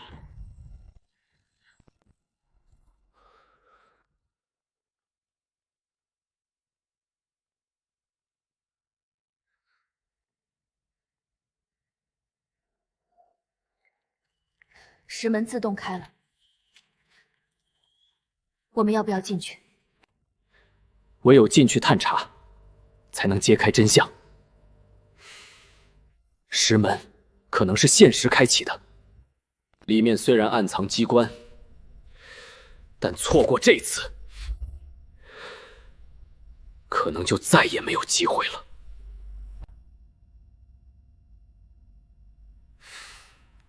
最终的抉择，还是由你们考古队自己决定。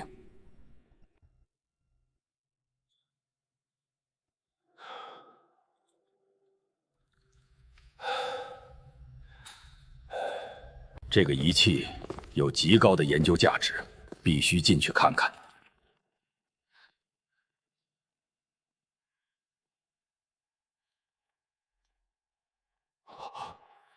这是天武朝的悟道混天仪，是真的，是真的，太重大了！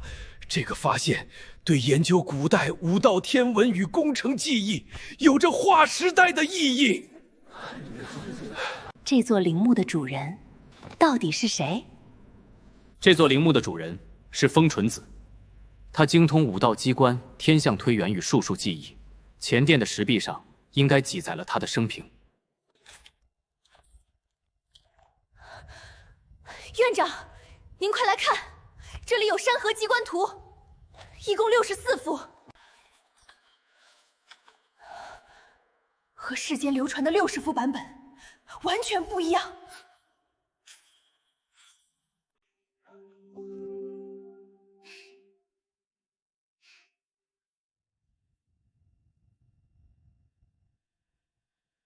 您也太厉害了，精准推断出墓主人是风纯子。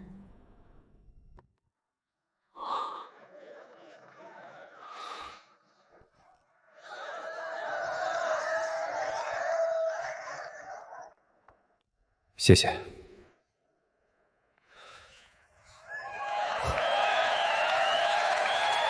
院长，这山河机关图竟然是64项，和传世的60项版本不符。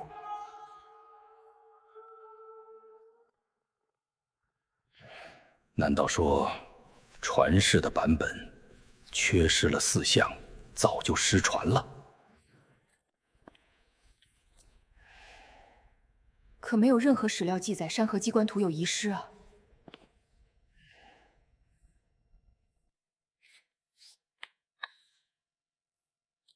而且第60项已经有收尾的意味了，根本不像是缺了内容。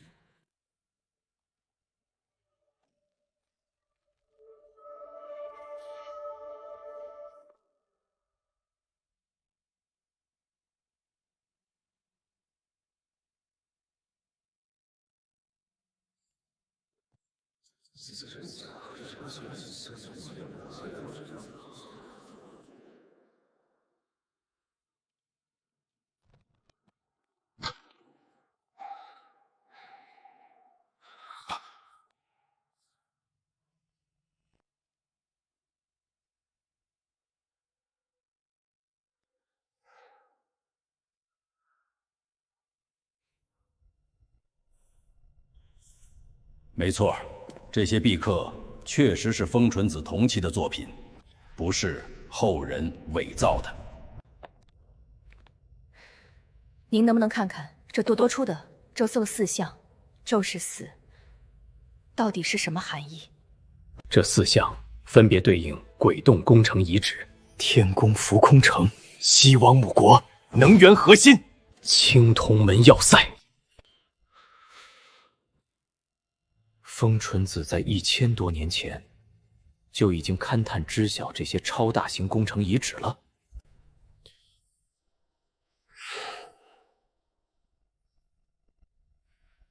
这4项的内容太过深奥，我暂时也看不懂。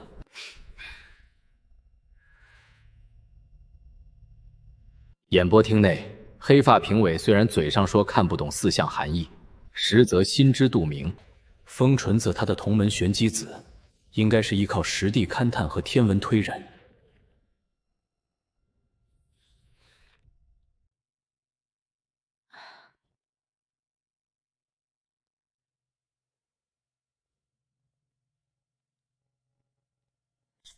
看来风纯子当年故意没有把完整的图山河机关呈现献给天武太宗，所以后世才没有这4项的相关记载。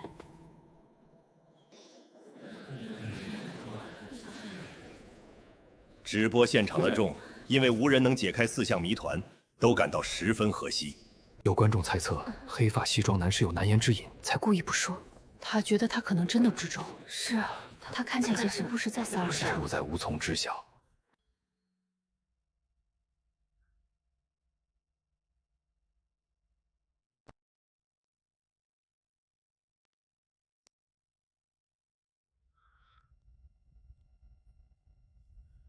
这些壁刻记下的都是墓主的生平旧，与史书记载完全一致。奇怪，主墓室里怎么没有棺椁？我猜，明殿和棺椁应该是被机关隐藏去来了。大家分头找找，看看有没有触发机关的地方。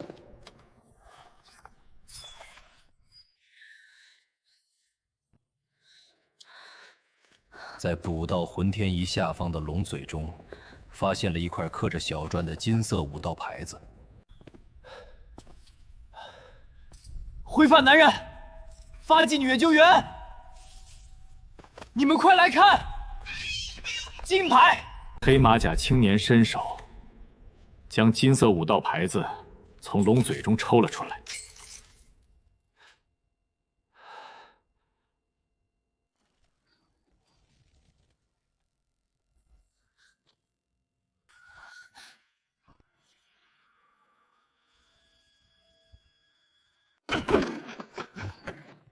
怎么样？上面写了什么？这上面记载的是风纯子和玄机子编纂《山河机关图》的始末。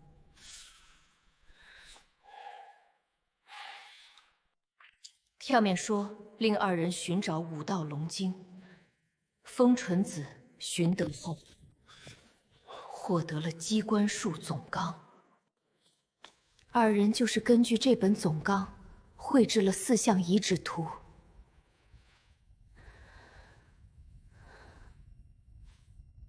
因为工程机密过于重大，他们只上交了无关紧要的半卷手稿，另一半藏在了陵墓之中。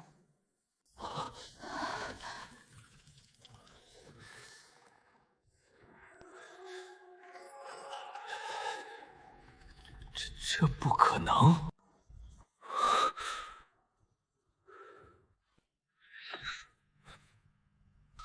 机关术总纲竟然真的存在，我们一定要找到它！这上面记载的不是魂天仪的构造，而是它的启动方式。 4项遗址图，叶原这里。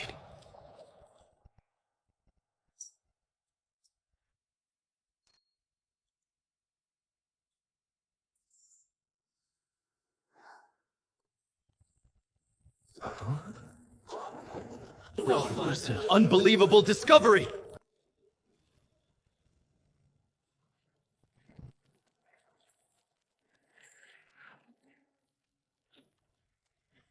不好，是水银！大家快捂住口鼻！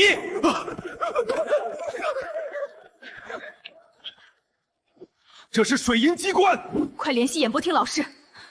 快！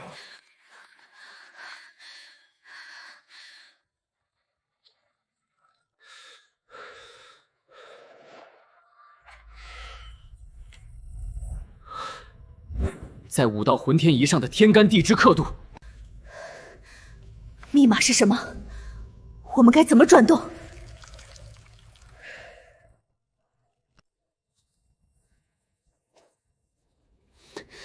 风纯子人生中最重要的年份，就是密码。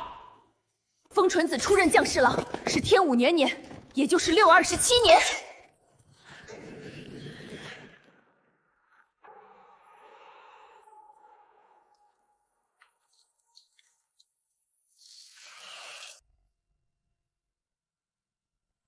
不对，密码错了，机关没反应。什么？快捂住口鼻！大家小心有毒！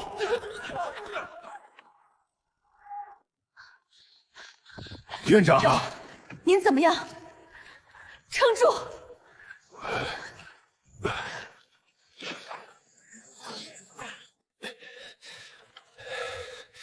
我没事。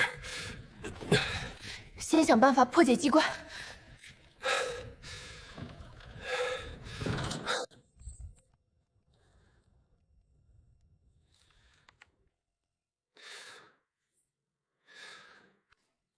这个世界多出了4项遗址图，还有机关术总纲。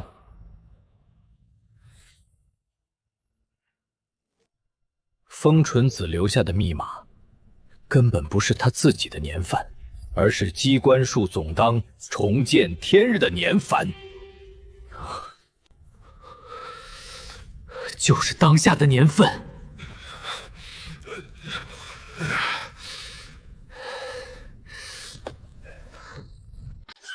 糟糕！伏虎岭的武道机关，处处都留有生路。风纯子是。 挑在能传纯机经官术总纲的人，密码不是丁酉年，而是总纲重见天日的年份。天干地支60年一甲子，密码是2021年辛丑年。好，我们现就转动，我先走。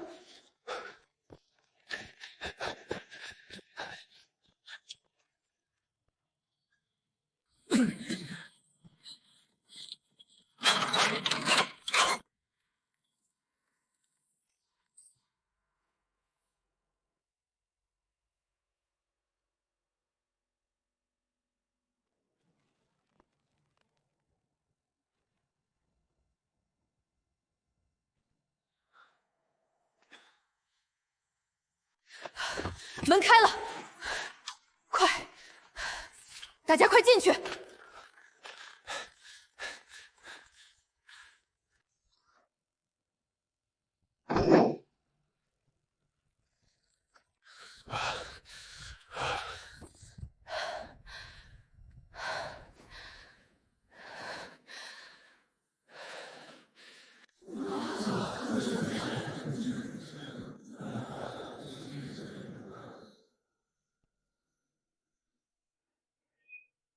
老师，观众们和现场的学者都有一个疑问：为什么密码不是风纯子风光得志的丁酉年，而是辛丑年？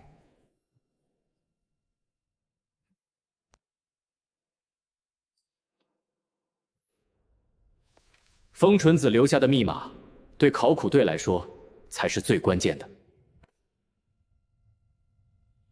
2021年辛丑年，就是机关术总纲重见天日的年份。我推测，风纯子早就通过工程周期推算出了这个年份。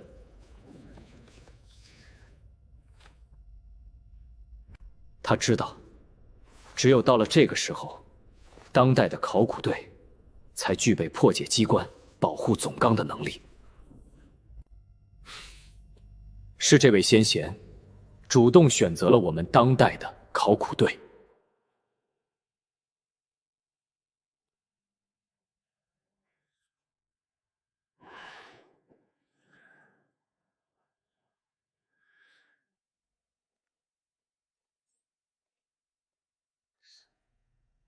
那机关术总纲是不是就在这个墓室里？没错，就在你们现在所在的墓室之中。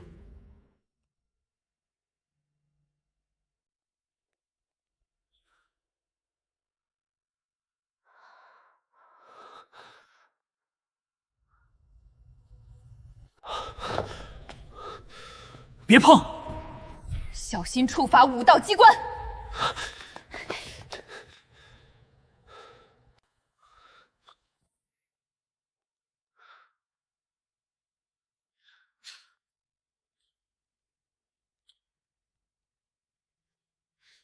奇怪，这个墓室里也没有棺椁，只有一尊武道棋盘。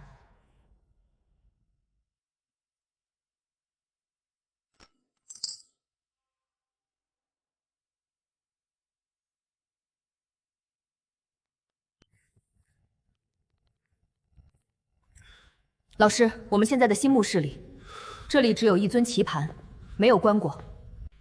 想要让棺椁显现，就必须和风纯子对弈。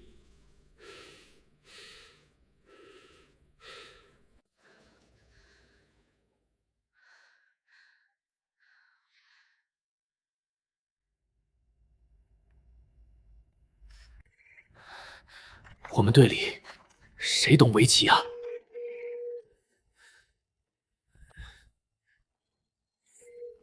我略懂一二，但这棋局关系到机关，我怕下错了，触发致命机关。画面切3号机，准备连线。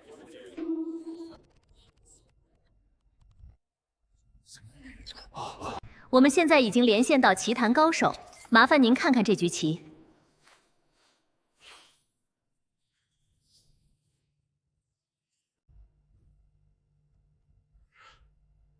没问题，这局棋我有把握取胜。墓室里的短发女，你执黑子，我教你怎么落子。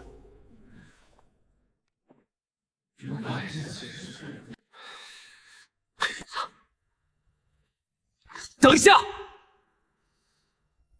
这局棋绝对不能赢。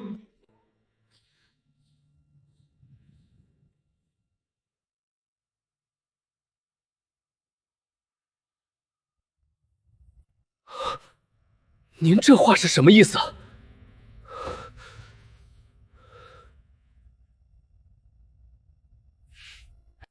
这局棋必须下成3节循环的和棋，绝对不能分胜负。山河关图第60项里生生不和稀。你们看，这循环图的布局与这棋局的每一步都丝丝入环相连。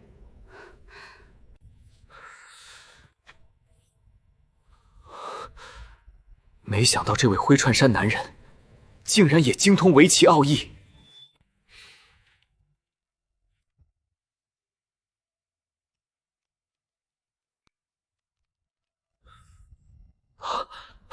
找到了，就落在星位左下方那个点。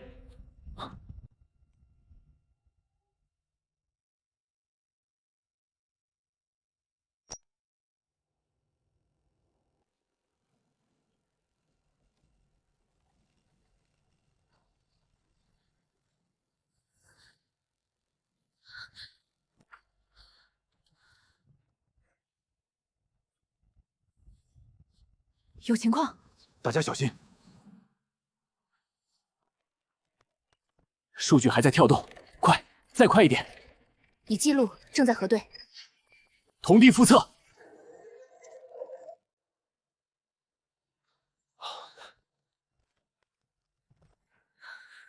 是什么情况？所有人保持警惕。怎么回事？山体怎么突然震动了？出什么事了？山体内部的巨武道球体机关，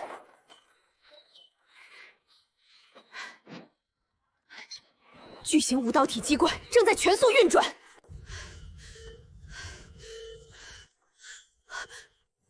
立刻通知里面的考古队，半小时内必须撤离。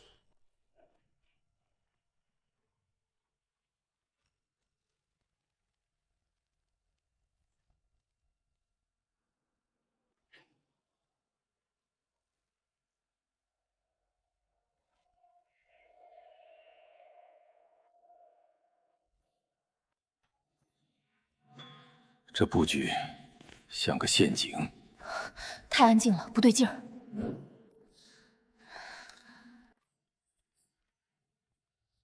这具棺椁，难道就是风纯子的？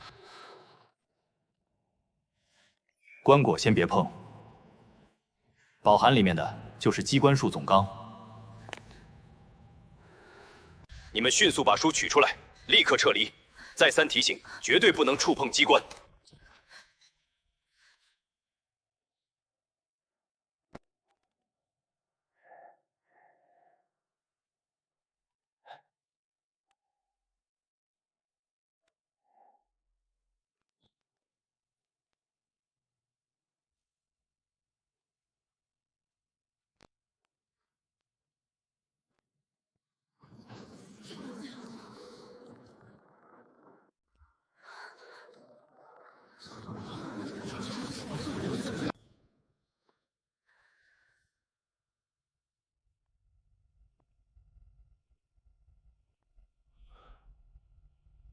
别碰棺椁，没必要开启。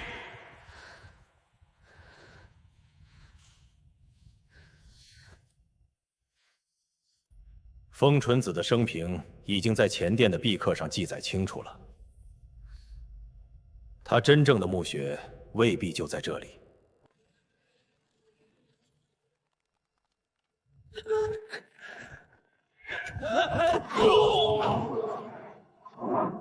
竟然把整座陵墓都改造成了巨型的武魂天乙机关！快撤！沿着石门跑！敌人在掉队！下面这是谁人呀？差点就完了！坚住！我们快到了，出口就在前面。尊师，刚才那是什么声音？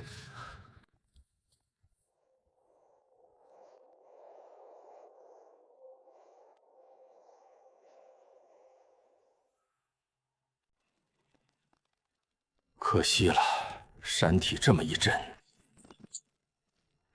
里面的很多文物难以保存了。先别想文物了，山体随时可能坍塌，我们得赶紧找到出口，赶制出口。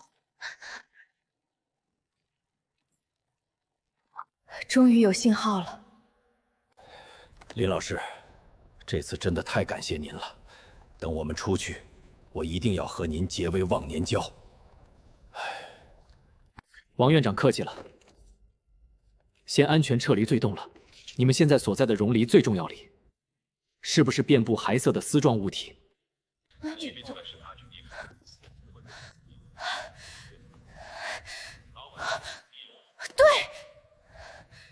您怎么知道？你们小心，这是高武原生生物黑纹巨蛛的蛛丝，它们是西周时前古人驯获生物，千年基因变异，体型可达1人高。腹部的人面纹路是自然进化的保护色，用于威慑天敌。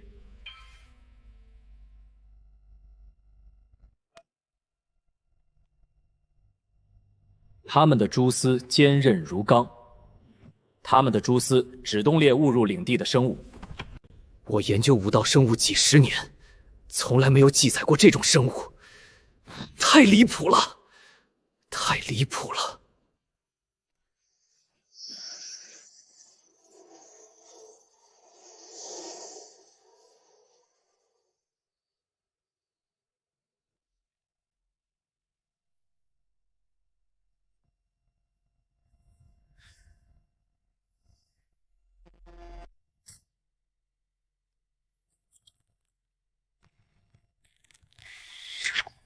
这东西比想象的要结实得多，比钢丝还要坚韧。刚才的判断恐怕是真的。这个溶洞地形复杂，这个溶洞我们很难快速变路，找不到出口在哪儿。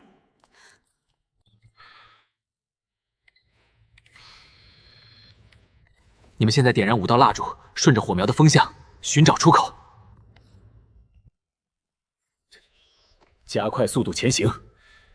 遇到危险，就拿出机关束总纲应对。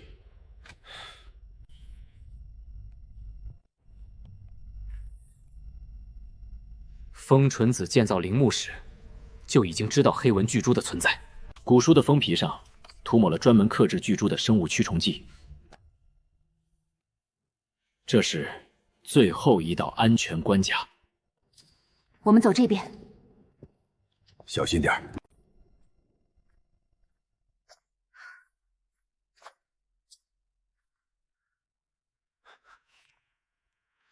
为什么机关束总纲能克制这些黑纹巨蛛？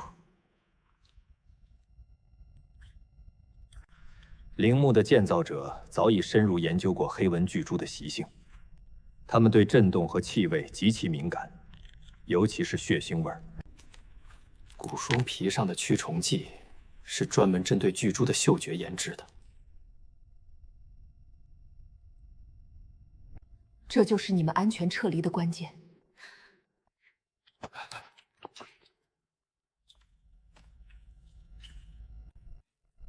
风纯子思虑竟然如此周全，真是千古奇才。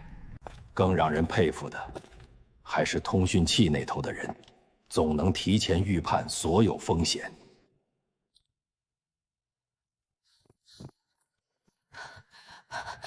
怎么了？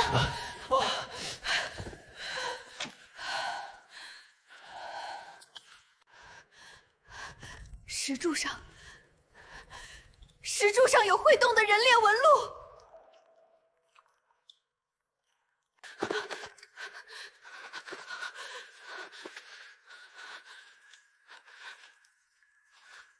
我们又陷入机关迷阵了，这里根本不是溶洞。别慌，这不是机关迷阵。我知道了，是黑纹巨蛛的拟态伪装能力。他们会把腹部贴在石壁上，利用人面纹路和岩石融为一体，等着猎物靠近。所有人注意，把机关束灯准备好。应对发射。这是西周生物工程的奇迹呀！太不可思议了！我一定要亲自去现场研究。没错，那就是黑纹巨蛛的拟态。大家小心，谨防他们从暗处偷袭。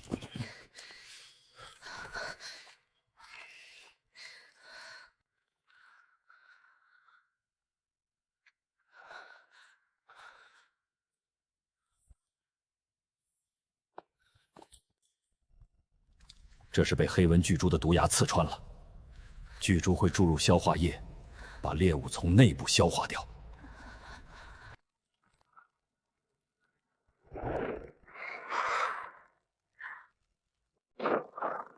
他们围过来了，我们根本冲不出去。李小子，所有人护住总纲，把书举到身前。我们准备好了，催动总纲封皮的5道印记，正对巨猪。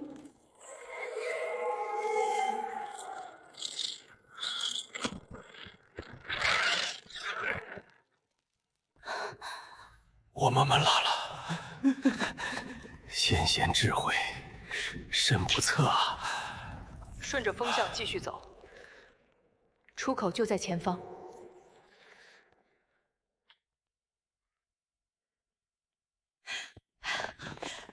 你们辛苦了，快过来检查一下。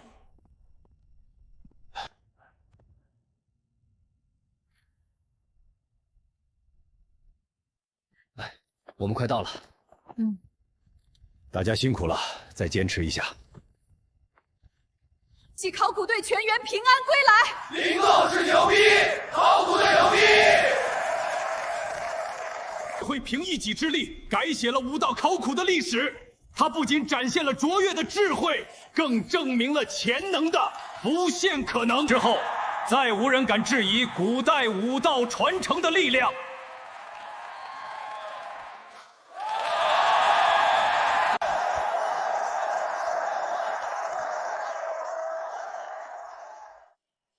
恭喜宿主完成主线终极任务，解锁全武道天赋。完整版墨子武道西宽术，武道根基圆完。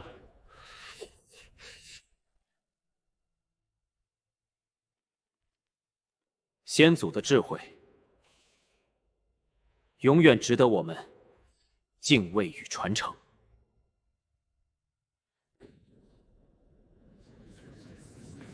青年先生，诚邀您出任考古院总顾问。我愿尽绵薄之力，传承先祖武道工程智慧。黑发老师，日后考古之路，还请您多多指点。黑发老师，下一季节目您可得当常驻嘉宾啊！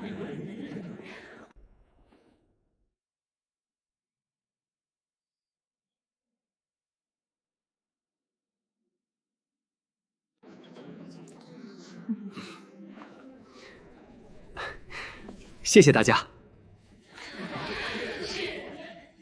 这世间还有无数秘境与传承，等着我们去探索，去守护。